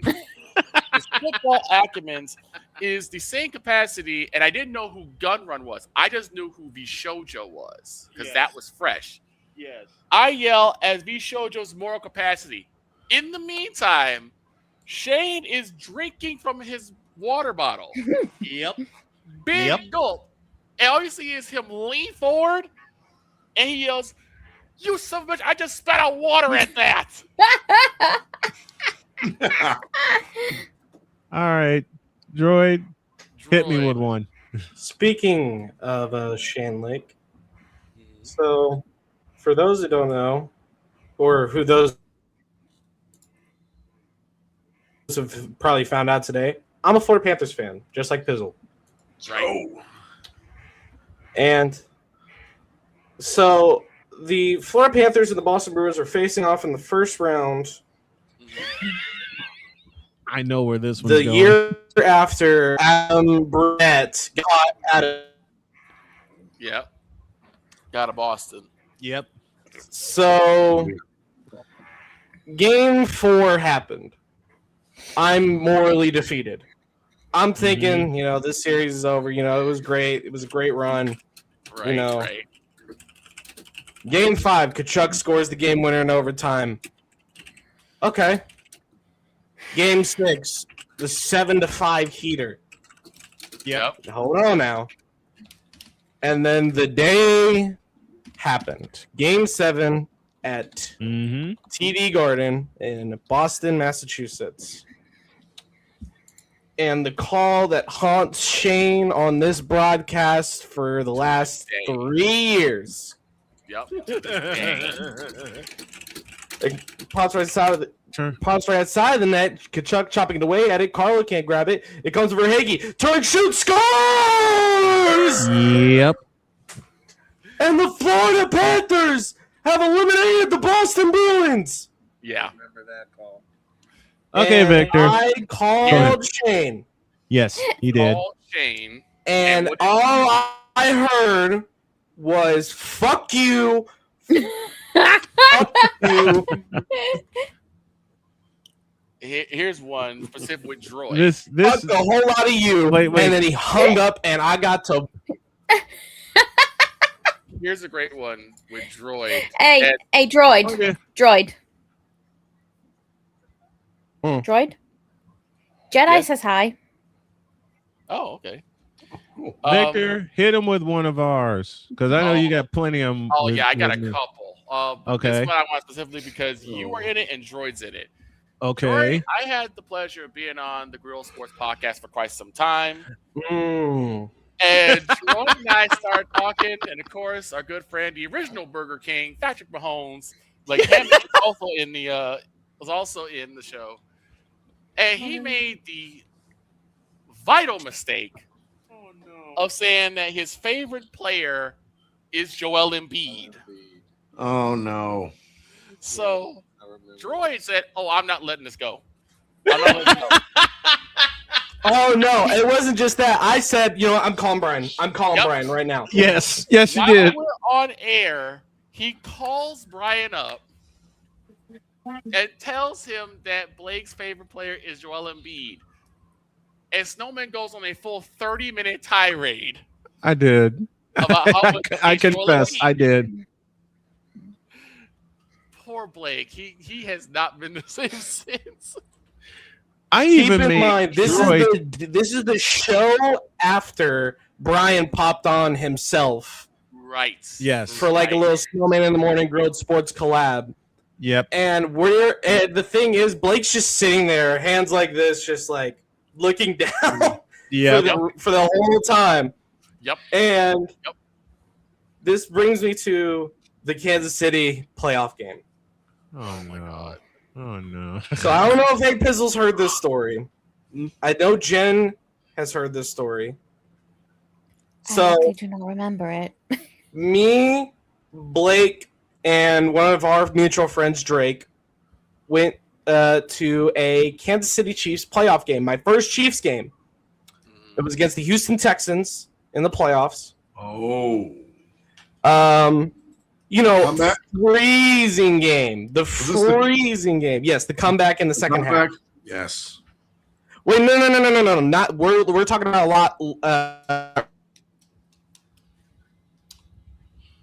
Yes. Oh, Jedi with 550 gems to you, Snowman. Oh, wow. Oh wow! Thank you, It's Jedi. not Deshaun Watson Texans. Right. Let's see if my camera can stay on. And he says, stay hydrated. Thank you, Jedi. So Thank you. the the game ends. We're going out. This is after I'm already kind of tipsy. Yep. Blake is straight drunk. Oh Lord. And we hop in the car. Drake was the only one that didn't drink because he's our driver. Okay. So we sit down in the car. I'm sitting in the front seat. Blake's in the back, and we're leaving the stadium. We're coming out, but the road that we were supposed to turn on was closed off and blocked off by KC police. So we couldn't go down that way. Right. So we had to go through a residential neighborhood. Ooh, no. And so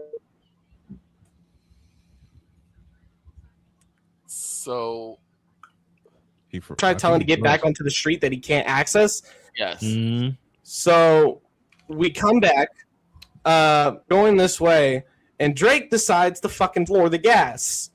Right. This is right after an ice storm had hit Kansas City. Oh no! So there's still some mounds of snow. Sure enough, Drake! We go airborne. We're airborne. We're airborne. And we land hard. And because I don't know if you've ever heard Blake's drunk laugh, but he sounds like the Joker pitched up. Like, yep. Yes. He sounds like that, and I can't control my laughter because I'm laughing at his laugh. Mm-hmm. So we eventually step out, check for damage. His alignment went from this to that. Oh no! Oh boy! And he's basically driving us home with the wheel upside down. Oh man! Just to drive straight. And Blake could not stop laughing. This man's munching on his Swedish fish, drinking his Swedish fish. And I'm trying to tell him to shut the fuck, please, because I can't control myself. And oh my god! Drake is dying of laughter, and he's trying to keep us on the road because we're now on I-470 trying to head back. Right. So not only did we go airborne, but after we stopped at Love's to get some food, get some grub, we're trying to recall everything, and I'm like, Drake, why did you floor it? He said, I thought the road was clear. And I'm like, what do you mean you thought the road was clear? And this is a $200 ticket, and now he has a $500 repair. Oh, and a memory of going airborne for the first time ever. I've never been airborne in a car. So imagine my britches the moment we're airborne for the first time. My body's like this. Like, as I'm lifting, I'm like, this isn't real. this isn't happening. Wow. It's the hard slam that got me. Oh my god. Yes, Victor, you might remember this, but you know, we just talked a lot of crap on Dog. We got to build Dog up a little bit here. Oh yeah. Okay. Jen, you might have to mute your stream for this story. Why? Victor, remember when we were talking about Dan Clancy? Oh yeah! Oh! It was Twitch all right. Chat, I'm sorry you guys cannot hear this. I ain't getting myself banned on Twitch. And yes. Victor, I know you know the quote more than I do. Here for this, and I had never heard this before. We're talking about TwitchCon and all the bullshit that was going on with what happened with Iron Mouse, what happened with Emaru, all this stuff, right? And that's Cole Johnson. And then Dog just yells, like he said, I'm gonna clean this up a little bit for the airwaves, but you guys are gonna know what I'm talking about. From one of my favorite movies, if Dan Clancy would stop acting like a monkey screwing a football, he wouldn't be in it. I lost it. Yes. I God, yes. Lost it. I have. By the way, tell me when I'm good to unmute on stream again. Can't you unmute Yeah, it you're now? good. They won't know. please? They won't know who we're talking about. Okay. Here's a great. You're good. Here's a great one for I'm Snowman. good now. Yes, you're good. Yes, Yeah, you're good. Here's All a great right. Snowman. All right, Everybody, Kat, you can hear everybody's got to everyone get a else couple. again. Everybody's got to get a couple more on me before we get on out of here. So, Victor, go. Here's a great one. This is actually last year's draft. Oh, Not this jeez. past draft, but the last year's draft. Yes. Myself, Mr. Bay, who's a Cleveland Browns fan, and Snowman. This whole thing is a series of stories, mind you. Because with the 5th pick, I swear Mr. Bay wanted to throw something at the computer because of the Browns pick. He wanted to throw his computer. Now imagine the story of last year's draft is where is Shedeur Sanders going to go, right? Oh man. We get to the pick with the Steelers. Oh, Jesus. And I said, okay, this is the last place that Shedeur is going to be able to go because no one else really needs a quarterback that badly. So who are they going to pick? And Snowman's like, I might be wrong. I'm hoping I'm wrong. But I think Pittsburgh's going to fuck it up. Straight up, I think Pittsburgh's going to fuck it up. I did. And I'm like, how do you know that? He's like, I don't know, but something tells me that they're going to fuck this up. I said, well, hopefully not, but here we go. And all of a sudden, it was defensive end that was picked. Now, mind you, we all have it at different times. The pick comes in at different times. Yes. So I might get the pick first, or he might get. All I hear is Snowman just start laughing, and I'm like, what? And I said, I think it was Derek Hampton. I think it was. Yeah. Derek Harmon, Who was a defensive end, and I'm like, oh my god! And like, wait, are you saying like, yes, the Pittsburgh Steelers picked a defensive end?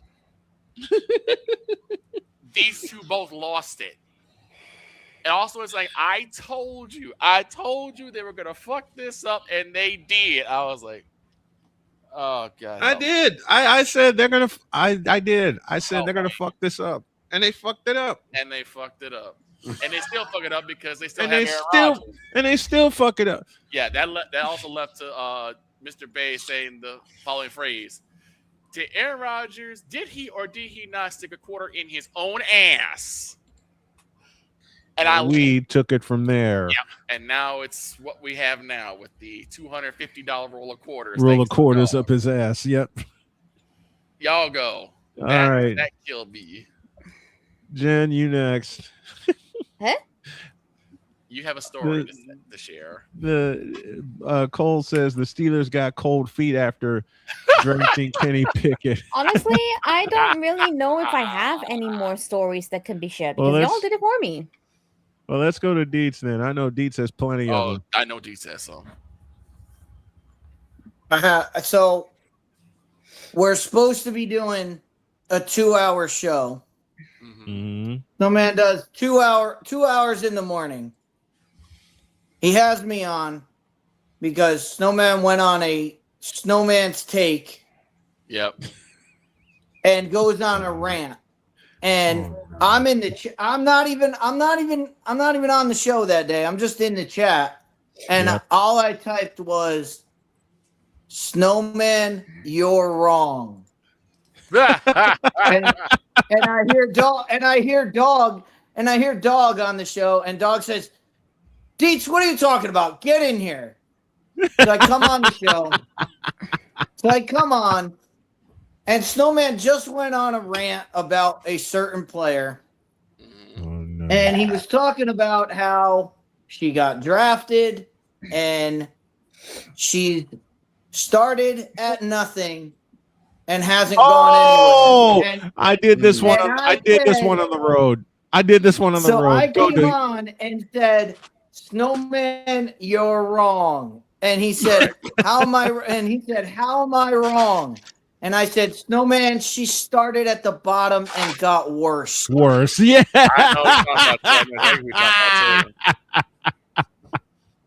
And Snowman this was the reaction. Snowman goes, all right, that's it. We're done. Right. I I closed up shop. I did. 5 minutes I into did. the show. That's it. We That's did it. that. We're done. We don't need to discuss anymore. Right. Oh no. Oh no. What? We ain't done yet. Huh? Because oh shit.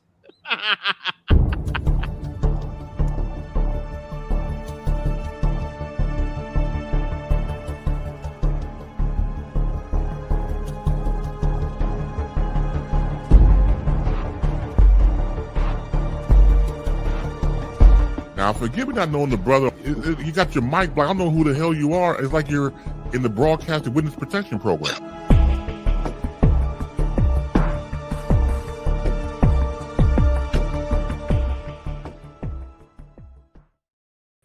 Well, I'm out. I'll see Y'all y'all know who later. this is. Well, I'm It's out. the I'll see y'all Playmaker. later. I'll see y'all later. You stay your ass right there.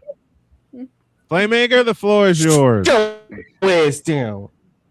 Don't somebody owe me an apology for Friday. I do. What happened? I was not feeling good for Friday because he wanted to come on because we don't throw shoes. But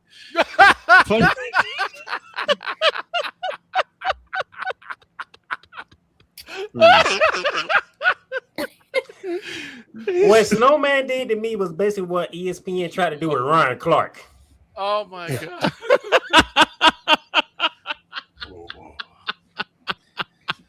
What is ESPN? No, here's a better comparison. What he did to you is like what Argentina did to England. Wait, he fired you. He fired you live on the air. Wait, what? No, I said almost. That's what ESPN did to Ryan Clark. ESPN did to Ryan Clark, Jen. Ryan Clark was on ESPN, I just thought it. We'll hit that I later. didn't know it was that. I thought it was like he just did him. We'll hit that later. We'll hit that later this week. Okay. Playmaker, it's yours. Since Victor said, as Jimmy Uso said when they were trying to get attention of Roman Reigns, you ain't send a letter, you ain't send an email, you ain't send a smoke signal or SOS or messages in a bottle, nothing. I heard nothing from you on Friday. Right. Well, I'll see y'all later. I'm out. You stay your ass right there, Victor. Fuck. That's what ESPN wanted to do to Ryan Clark, but they realized, yeah, keep that a secret if you want to. Yeah, you can't do that. You can't do the Ryan Clark. You're not gonna be able to do the Ryan Clark. It's good. All right. Give me one of your best ones, Playmaker. Now, something similar to a story that Dietz told. Okay. Oh no. And I believe Victor was here for this one. I'm pretty sure I was. Oh no. For some reason, Snowman decided to pick on this one player for whatever reason. Oh no. This one player. And he was just being relentless. And on this player because back then she played for a team called Chicago. Yes. Oh God. I don't even know who you're talking about. Yeah. Just going in on this player for no particular reason whatsoever. To the point where Victor, who popped up on the show out of nowhere? You did. You did. The Playmaker came in to save the day. Playmaker came flapping in the wind behind it, and stood directly in front of me. Go on. I had to. You had to. I had a real Snowman back in. Like, bring your ass back here, because you about to jump off the plank into the goddamn ocean. Right. At this point. Let me save you from yourself right now. Yes. Right?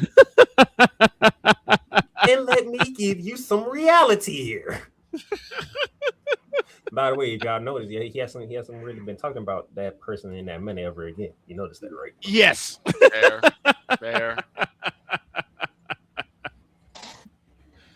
I mean, sometimes Snowman, he gets in his feelings and he loses sight of what's really going on. Yes, that happens. From time It to time. does. It does. And you gotta have people like me and Cole Johnson around and say, come back. Man, A little too far. Hold You're too far to the cliff, Snowman. Playmaker has done it. Cole has done it. Victor has done it. Hell, Pizzle has done it. I have. Pizzle's done it. Droid tried to do it, but wound up making himself laugh. Hang on, what has everyone done? I get so far into my feelings sometimes, and doing sports is not even funny. And as Playmaker said, they've all had to reel me in. Yep. Dietz, this man does not. He sees me heading toward the cliffs and gives me one good shove like I'm heading into the end zone and I'm off the cliff. There you go. So basically, Deez treats you like Buzz Bunny, and he turns you into Yosemite Sam. Pretty much. Look, Dietz goes, I dare you to step over this line, and we're doing it for 100 yards. And I get to the last one, and Dietz goes, this one. I step right up, and there's like 800 feet below me. That's what Dietz does to me. Here's a good one with Playmaker at it. The one time that Snowman knew he was going too far, and Playmaker just shows up. Yes. And Snowman says, all right, go ahead. Give it to me. Go ahead. Pizzle, I saw that. He's like, go ahead, Playmaker, give it to me. And all you hear Playmaker just in a very low voice says, push the button. Like, as a matter of fact, I had this hat in the exact same position too. He's like, you know what button I mean. Push the goddamn button. Was it the Bronze Sexual Confessions button? It was. Yep, yes, it was. Very button. Yo, it's speaking of that, I remember making like all the outfits that I had for Bronze Sexual Confessions. Mm-hmm. Who remembers when I used to have that purple blanket over me? Yep, oh God. I remember that. And then obviously I came to 3D and I got some cute new dresses for it, including a new favorite around here called the Purple Wisteria. By the way, that's why Snowman Christmas. The one that I wore for the end of service this year. Because he see what the hat is at. It's not turned backwards. Right. Oh, no. If the hat was turned back, he wanted to cuss. But since the hat is for, he's like, oh hell. Right. Yeah, and you're absolutely right. He just said, yeah, absolutely right. I pushed the button.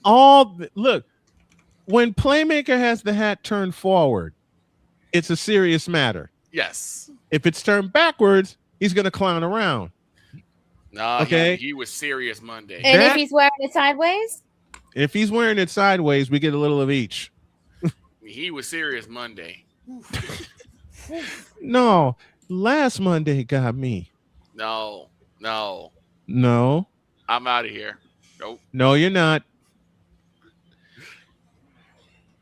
I saw Playmakers. I didn't know I was serious yesterday. I thought that was Cole Johnson that was the serious one, not me. Oh, y'all both be serious. But I'm like, that last Monday. You're talking about the previous Monday, not yesterday. Yeah, the previous Monday. Yep. All I hear Cole Johnson say coming back from a break, welcome back to Shooting Lights Out. We don't throw shoes.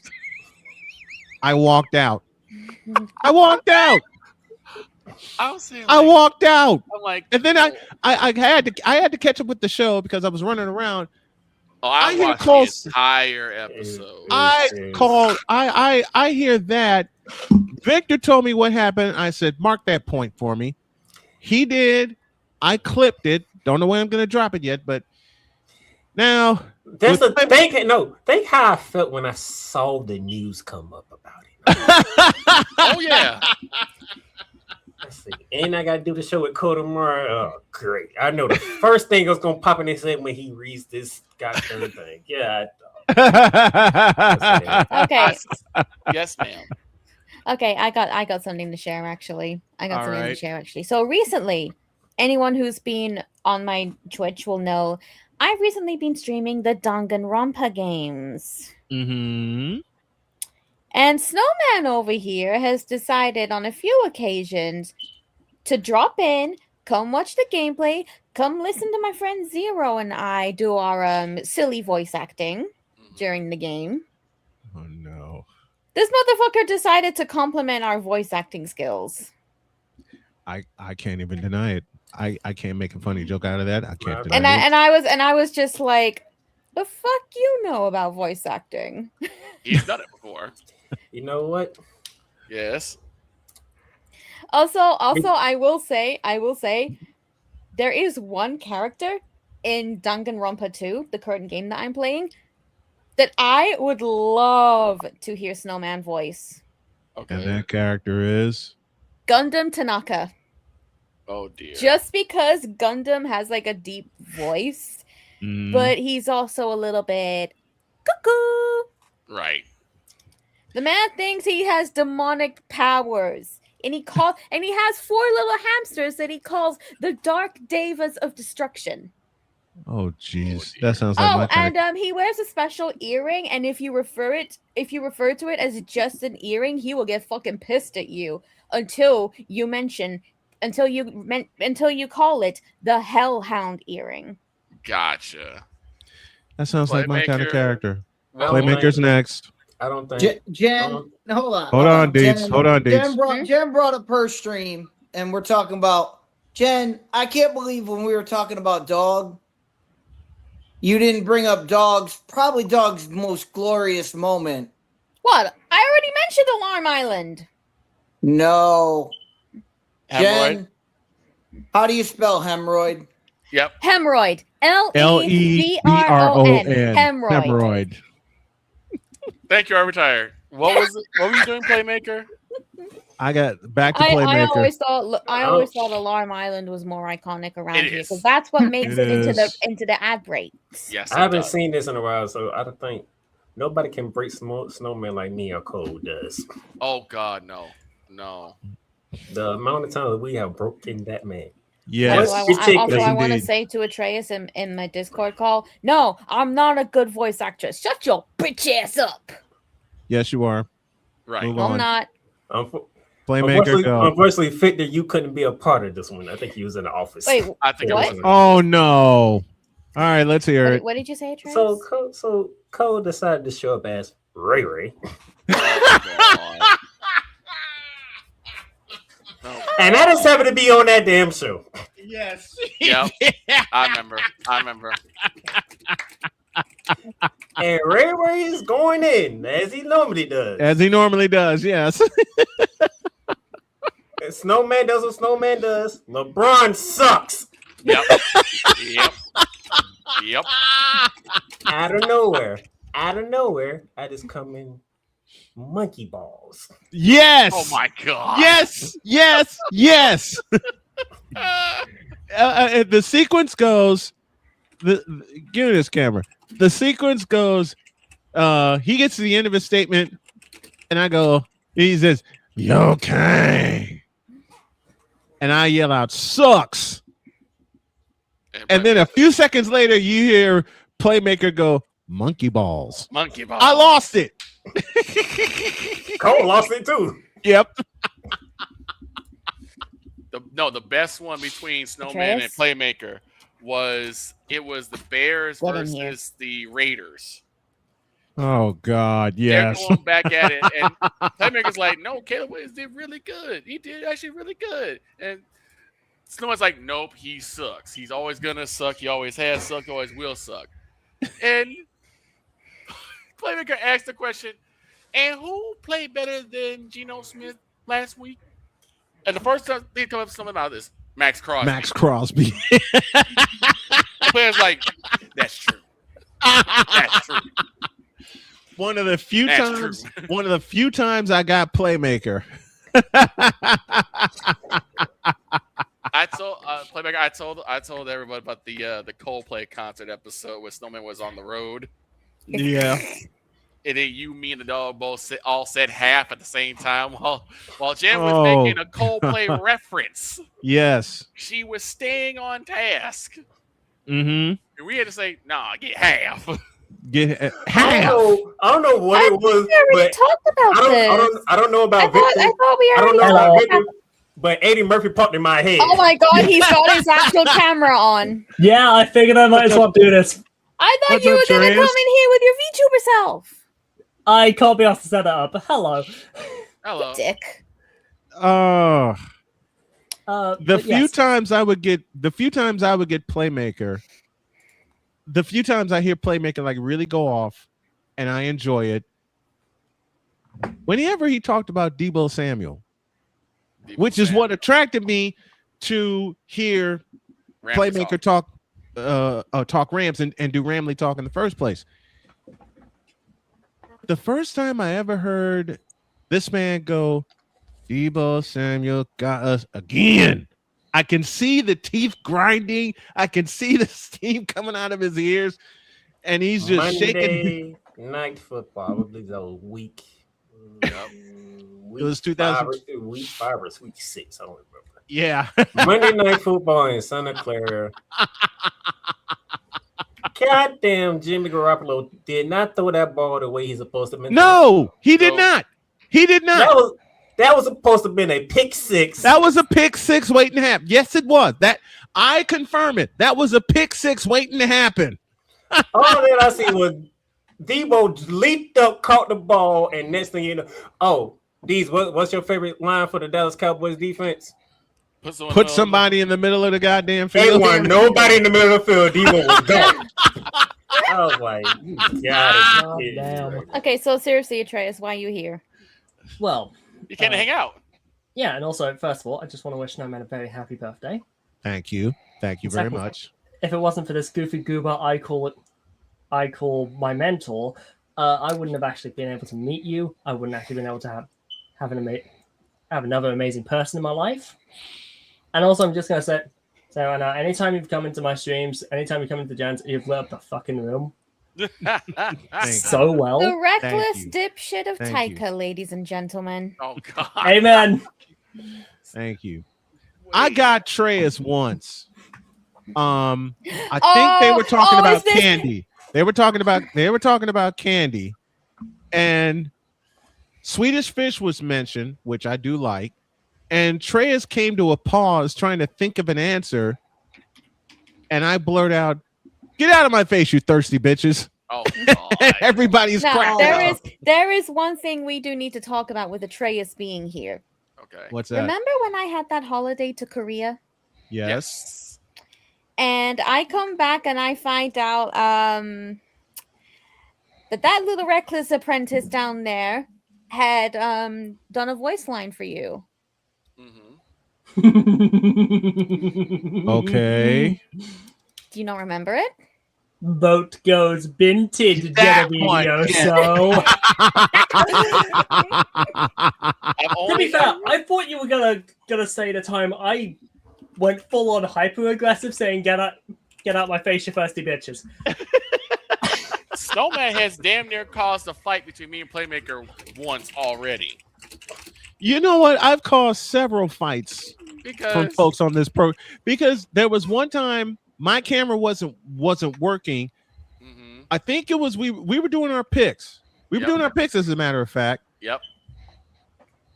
And something was said, and all of a sudden, I just see a playmaker. We were talking about the Bears. There we go. We were talking about the Bears. All of a sudden, I just see a playmaker go, "Me and Victor gonna fight." Yep. Like, what? Because we have the joke of, "Dear Chicago Bears, you have risked more, doubled down, and yeeted away your entire future." Say it with me. For DJ more. After that, all you hear is Playmaker say, "Me and Victor gonna fight." Me and Victor gonna fight. I'm like, why? He said, "I have never heard Snowman say yeet before. I know he got it from you." And that's our phrase every time we bring up DJ Moore. Playmaker, you can take Snowman this now. one. You can take this one. You can take this one to your co-host on bearing down the gridiron. The time I broke Cole. The one time I broke Cole was we were talking about the college football. It was the college football playoff when it was just the 4 teams. Yes. And I said they rewarded Ohio State for not playing. And they punished USC for playing. And Cole lost it. Cole was gone.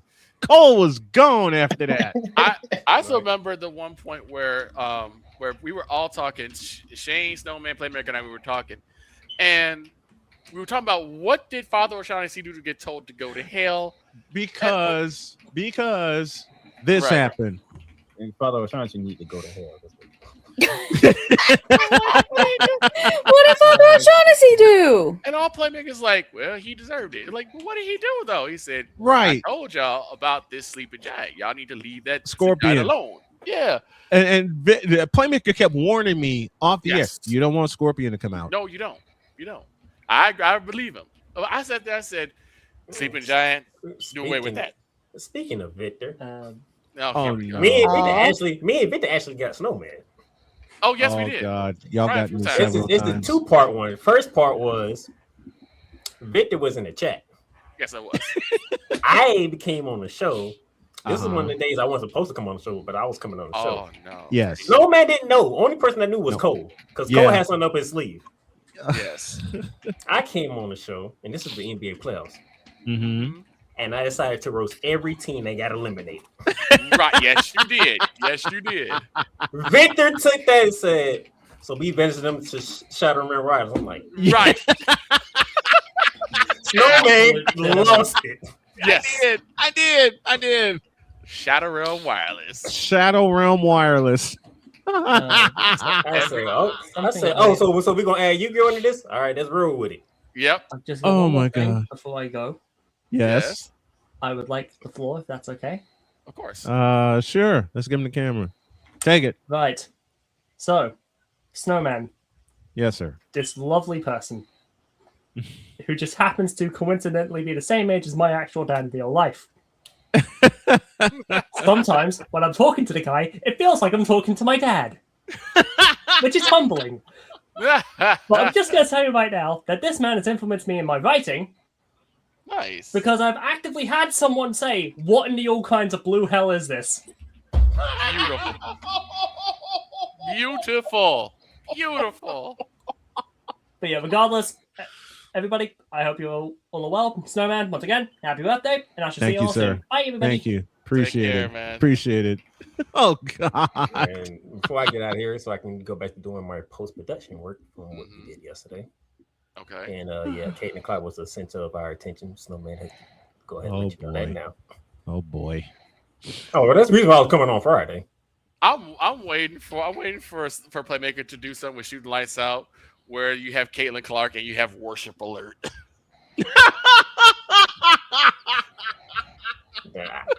Wait. I have no idea when that's going to happen. which brings this to mind. I love your commercial. Yes. And I know Cole had a hand in it. The line that gets me every time: the Lakers had a 1.8%, had a 0.8% chance of winning. And then you hear him very quietly. And then what happened in the fourth quarter? And then he raises his voice again. While LeBron is on the screen, you see the words "Worship Alert" flashing, and you hear Playmaker go, "LeBron James by himself outdid the Clippers." Outdid the Clippers. I don't think you realize. I don't think you know how much that pissed me off. I know. Oh, we know, because there were a couple of years you picked the Clippers to do well in the playoffs, and they disappointed you. I was on the Roy machine one time, and this is a recent episode. This is pre-draft NBA draft. Mm-hmm. And I don't know what possessed Playmaker to do, or why I actually jumped in at that time. All I hear Playmaker say, "For Paul George." The Jaylen Brown trade. The Jaylen Brown trade. Jaylen Brown trade. Wait, Cole is just sitting there. I happen to catch this. Cole is just sitting there. Y'all were talking about the trade, and all of a sudden you just hear Playmaker go, "For Paul George." And then you just hear Cole go off. Why you gotta sound like Snowman when you said that? Right. Bruh, that is Jaylen Brown. Yes, it is. Yes. A finals MVP. And you get back in return Paul George. Like, really? Really? That's how you do that. Like, really? Y'all did not upgrade. Y'all didn't even get equal. No, you lost. No, but they got an expiring contract. That's why. That's it. I just love the way Playmaker. I just love the way Playmaker put that. Like for Paul. Oh yeah, George. And then I don't think I heard my response to Cole. It's like, why you got to sound like somebody? Well, they be stealing stuff from us, so it's about time for me to steal money. And I said that too. I said, look, we eat off each other's plates. We feed off each other so much. We eat off each other's plates. I fully admit that. I fully admit it too. The funny thing is the fact that when it happens on the other side, it's what's really getting me. But the one that got me, before we go, is Cool McCain started this. I'm gonna let y'all know this right now. Oh no. Cool McCain started this. What He did was he- talking about the Knicks. Oh no, not the Knicks. And we were talking about Karl Anthony Towns. And all of a sudden, the term I've never heard of the term saucy cat until I heard Cool say Until it. that, yes. I'm like, saucy cat?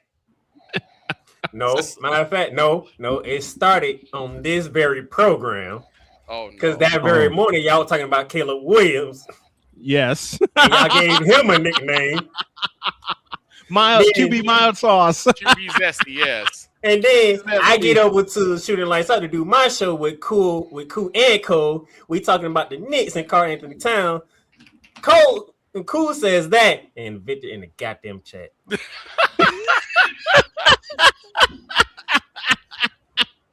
Be careful. Be careful. His Jalen Brown's hairline might smear on you. Be careful now. Oh no. Kiwi head. Oh, another one for Ray. Okay. And the only thing I know, Victor is in the chat. He actually put Caleb Williams and he put QB's. I'm like, oh QB my zesty. God. And then the nerve, the indicated gall of Cool McCain to do it in the exact goddamn voice. I'm like, mother. Yes. That woman was like, I'm done. I'm done now. Oh, one more for Playmaker. Well, since we're ripping on Victor. Oh God. Oh jeez. Let me tell you about the time I broke Victor, and he wasn't even here. Nope, I wasn't. Probably Victor not. was in the office when I brought up the Metroid story. Oh yeah. And Victor almost got kicked out of his office. Yeah. Because he said fuck Loud. out loud in the office. Loud. I'm sitting here because the way these he said there was this article. They called it an extremely popular article. You know how many people were tagged in that? 4 people. Like 4? There are 3 people who nearly got me kicked out of my office. One is Dietz. The other 2 are Jen and Deb. What? Yes. Huh? How did Jen nearly get you kicked out of your office? Because you guys were doing the picks. I'm in my office, right? Okay. I'm in the office. Is this when I said sweep that shit? Yes, you did. Yes. Oh gosh. Jen, I was on that show. God. Yeah, you were. Yeah, you You were. were. But I was like, the world just I don't think Playmaker was expecting that. No. None of us were expecting that. Well, the thing is, it became Jen's staple. Once she started doing that shit, it became her staple. Mm-hmm. So I'm asking my manager for help with a claim. And we're going in, and all of a sudden, Jen says, sweep that shit. And I damn near started laughing. Now he's helping me, he's over my shoulder, my other earbud is out, but you can hear it. Mm-hmm. All of a sudden, Deb says it. And he's like, what was that? I said, that is a 2-time Emmy Award winner saying the phrase, sweep that shit. So he starts laughing. Now you all are saying it, and everyone starts laughing. The damn floor was in tears for like 15 minutes. Yes. Oh my gosh. I'm like, I'm going to get kicked out of my office. And I said, yes, Jen and Deb, it is the two of you that did it. Trace. All right. Victor, do you remember the time when Snowman didn't want me on the show? Yes. Yes. Go ahead and tell him. Let me hear it. Go ahead and tell him. This is one of the memories when I tell you when Snowman get in his feelings and it backfires on him. Yes, it usually does. Vic, do you remember who was in the NFC Championship game that year? Remind me. Rams and 49ers. Rams, okay, yeah. 2021. Yes. Gotcha. And Snowman was lighting my ass up that whole week. Oh yeah. I was. I'm sitting here like, and I can't really say that because we haven't beat these dudes in freaking 9 tries already. Right. Now you It know was. how I feel with we the were Cowboys and the San Francisco. Look, we were beat to hell, but somehow we beat the Packers at Lambeau Field. So I had all the confidence in the world, and then the fourth quarter happened. Right. And I looked at it and I said, Aaron Donald gonna bring it home. Mm-hmm. Yep. Snowman looked at me like, no, he ain't. No, he ain't. He can't even. He ain't gonna be able to get back there. Yep. Game plays out, and it happened just like that. Aaron Donald. You know what I mean? I'm finna show up on my scheduled time. Yep, he did. Snowman sees me, said, "Nope, not doing it." Victor was sitting here like, "Why is you saying no? What is going on here?" Right. What?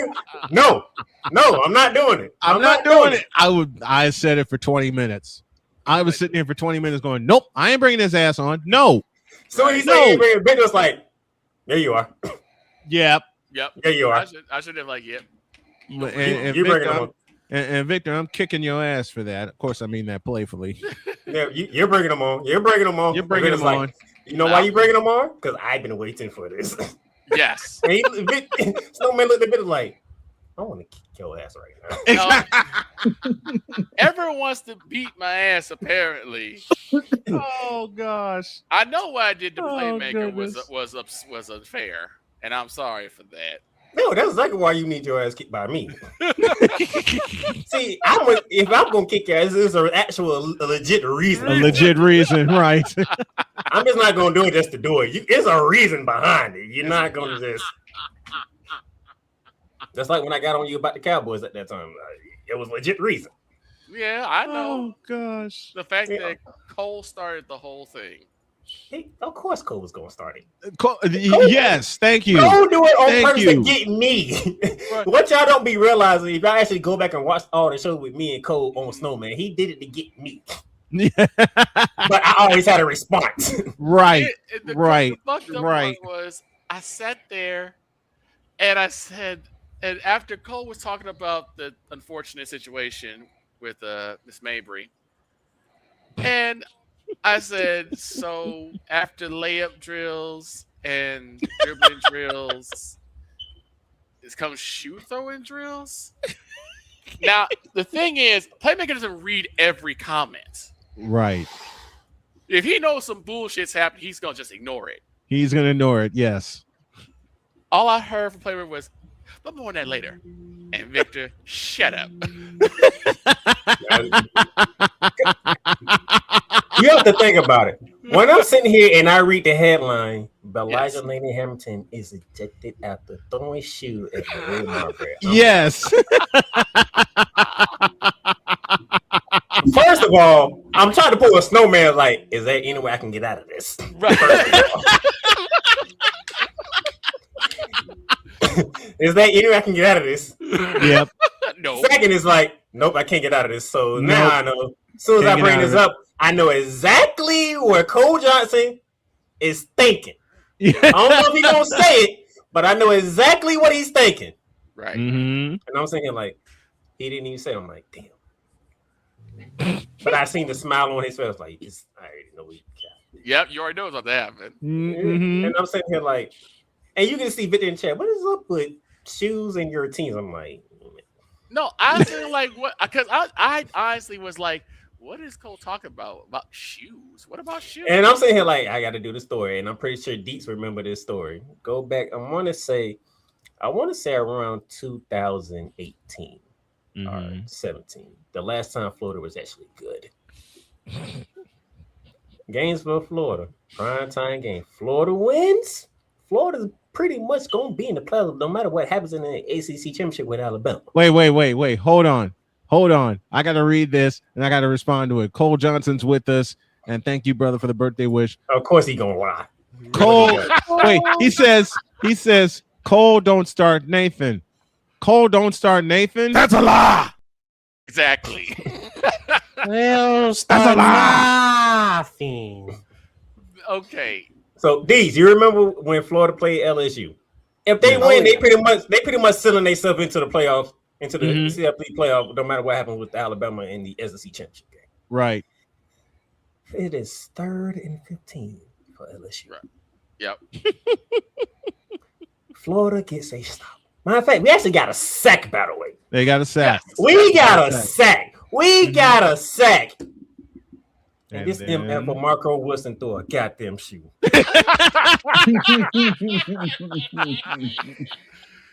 Now, you know what the refs did?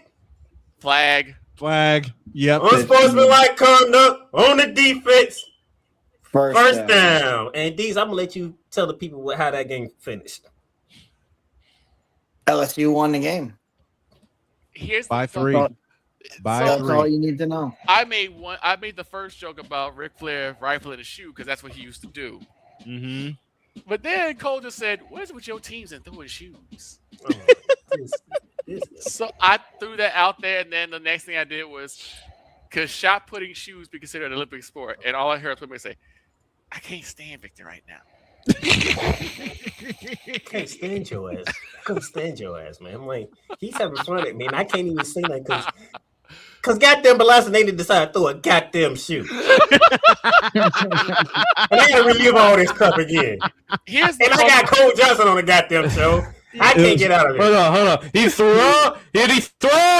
to. Oh, Jesus Christ. Here's the fucked up part, right? I knew that I knew players like, I'm gonna get you back for this. I knew it, right? And I did not plan to say this at all. I just said, I'm gonna be in trouble for the next couple of weeks when it comes to Playmaker. I don't know when it's gonna happen. And then the first thing that comes to my mind is, I think he might throw a shoe at me.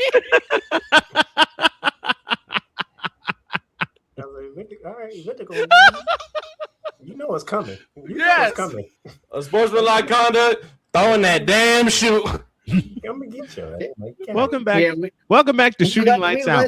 We led the show. Shooting lights out. I hate you for that, Brian. Shooting lights out. Are you fucking serious? That was Cole that did that. I didn't. Playmaker, Cole we did led that. the show- we Cole led did the that show one that live. week with the Austin Powers quote. Who throws a shoe? Right. That was how we started. That's how I started the Town Sports Show that week. I just said, "Who throws a shoe?" Matter of fact, I was actually on the show that following after that one, going the F off on it. Yes.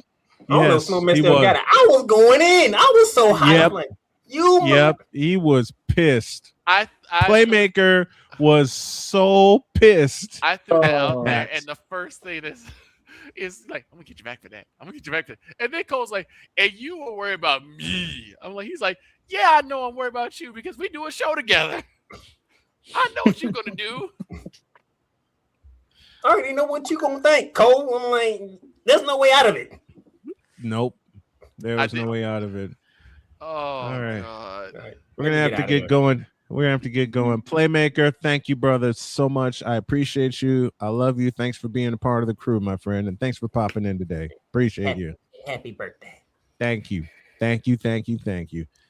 All right, everybody. Snowman's birthday. Let me get one last story in here. All right. And Go for it. this is we've been talking about Snowman the whole day, and I just have to say, Snowman, thank you for this opportunity. And just look at all the people that have come in today, all the stories that we've had over the years, and all the people that have just come in and have something to go with you, but I gotta say, Snowman came to me, somebody who's never called a game ever in their life, and said, "Hey, I need you to call this game."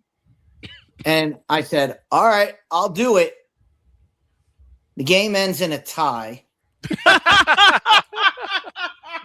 Yep, Cowboys and Packers. Cowboys Sunday Night Football. Cowboys and Packers. The first quarter of the game, I still have no idea what I'm doing, but I'm calling the game, and we put somebody in the middle of the goddamn field. Yep. In the middle of a football game call. Yep. And then we get the famous, and Dak throws the ball to Jesus Christ. I got to. But not only that, but we're doing the game, and Snowman has to jump in and produce the show from behind the scenes. Yes. And because Victor and I are just wilding out, yep, has to come in and say, "Guys, you're doing a great job," and talks with us the entire fourth quarter. Yes. I mean, you couldn't ask for somebody to give us. We had no idea what we were doing. No. We had no idea how the show was going to go. And this guy trusted us to do it. And the game ends in a tie. Yep. And here's the best part of this whole thing. Victor. Yep. We get to saddle up again for quarter number 5. Quarter number coming 6. up. Quarter number 6. Quarter number 6. Quarter number now. 6. We Quarter get number quarter 6. 6. We get quarters 6 through 10 and probably 11. Yep. I gotta say, Snowman, thank you from the bottom of my heart. Thank you, because thank you. You took a young, scared young man coming into college, don't nobody know nothing. I don't know nobody, and put a microphone in my face, and all of a sudden, here we go. A lot of us 26 years later. owe a lot to Snowman. Thank you. Hell, I owe him so much for even taking a chance on allowing me to become part of the Snow Crew, having to put up with a lot of hate just for the presence of a VTuber on his show. And I applaud him so much for being able to look these people in the eye and just straight up give them the middle finger. Mm-hmm. In support of someone like me. Well, y'all are family to me. And my God. Okay, I'll end this one. And this one involves my wife, Jody. Because y'all know if anybody besides the crew picks on me a lot, it's my wife. There was one game I was doing. It was the Colts and the Jets. And the Colts were trailing. She had gone out to run errands, comes back in, doesn't say hi or anything. She goes, "Are the Colts winning?" No, but then you didn't call the game right. Right. One of our latest running jokes in the house. Snowman's best line. Oh, Jody's best line is the first time Snowman created the commissioner. Oh, the commissioner. And all you heard from Jody in the background was, "I married a man from the south side of Chicago, not the backwoods of Mississippi. What the fuck? What the fuck?" Shut the show down. We didn't. We shut it down. She shut the show down. Shut the show down. I went in her office laughing. She says, "Aren't you supposed to be on air?" Not anymore. Not anymore. Not with that. All right, let's get on out of here. But thank you all so much for tuning in to this wild special today. Thank you to everyone that stopped by, that left a birthday message, birthday chat, whatever. I appreciate you guys so very, very much. day off tomorrow, maybe, but we'll be back on Thursday. And we're going to full 180 minutes because I'm going to share a broad sexual confession or 2 or 3, maybe. We'll see. Or 5. But Oh, does this mean when I come home on Thursday, I'm going to have to pop on the purple dress straight away? yes. Yes. Oh, boy. Yeah. I'll just say a couple of them found me. But as for today, thank you guys very much. I love you all from the bottom of my heart. I appreciate it. We'll see you next time on Snowman in the Morning at our regular time. We love you too, Snowman. Happy Thank you. birthday. Happy birthday. Thank you very much. So long, everybody.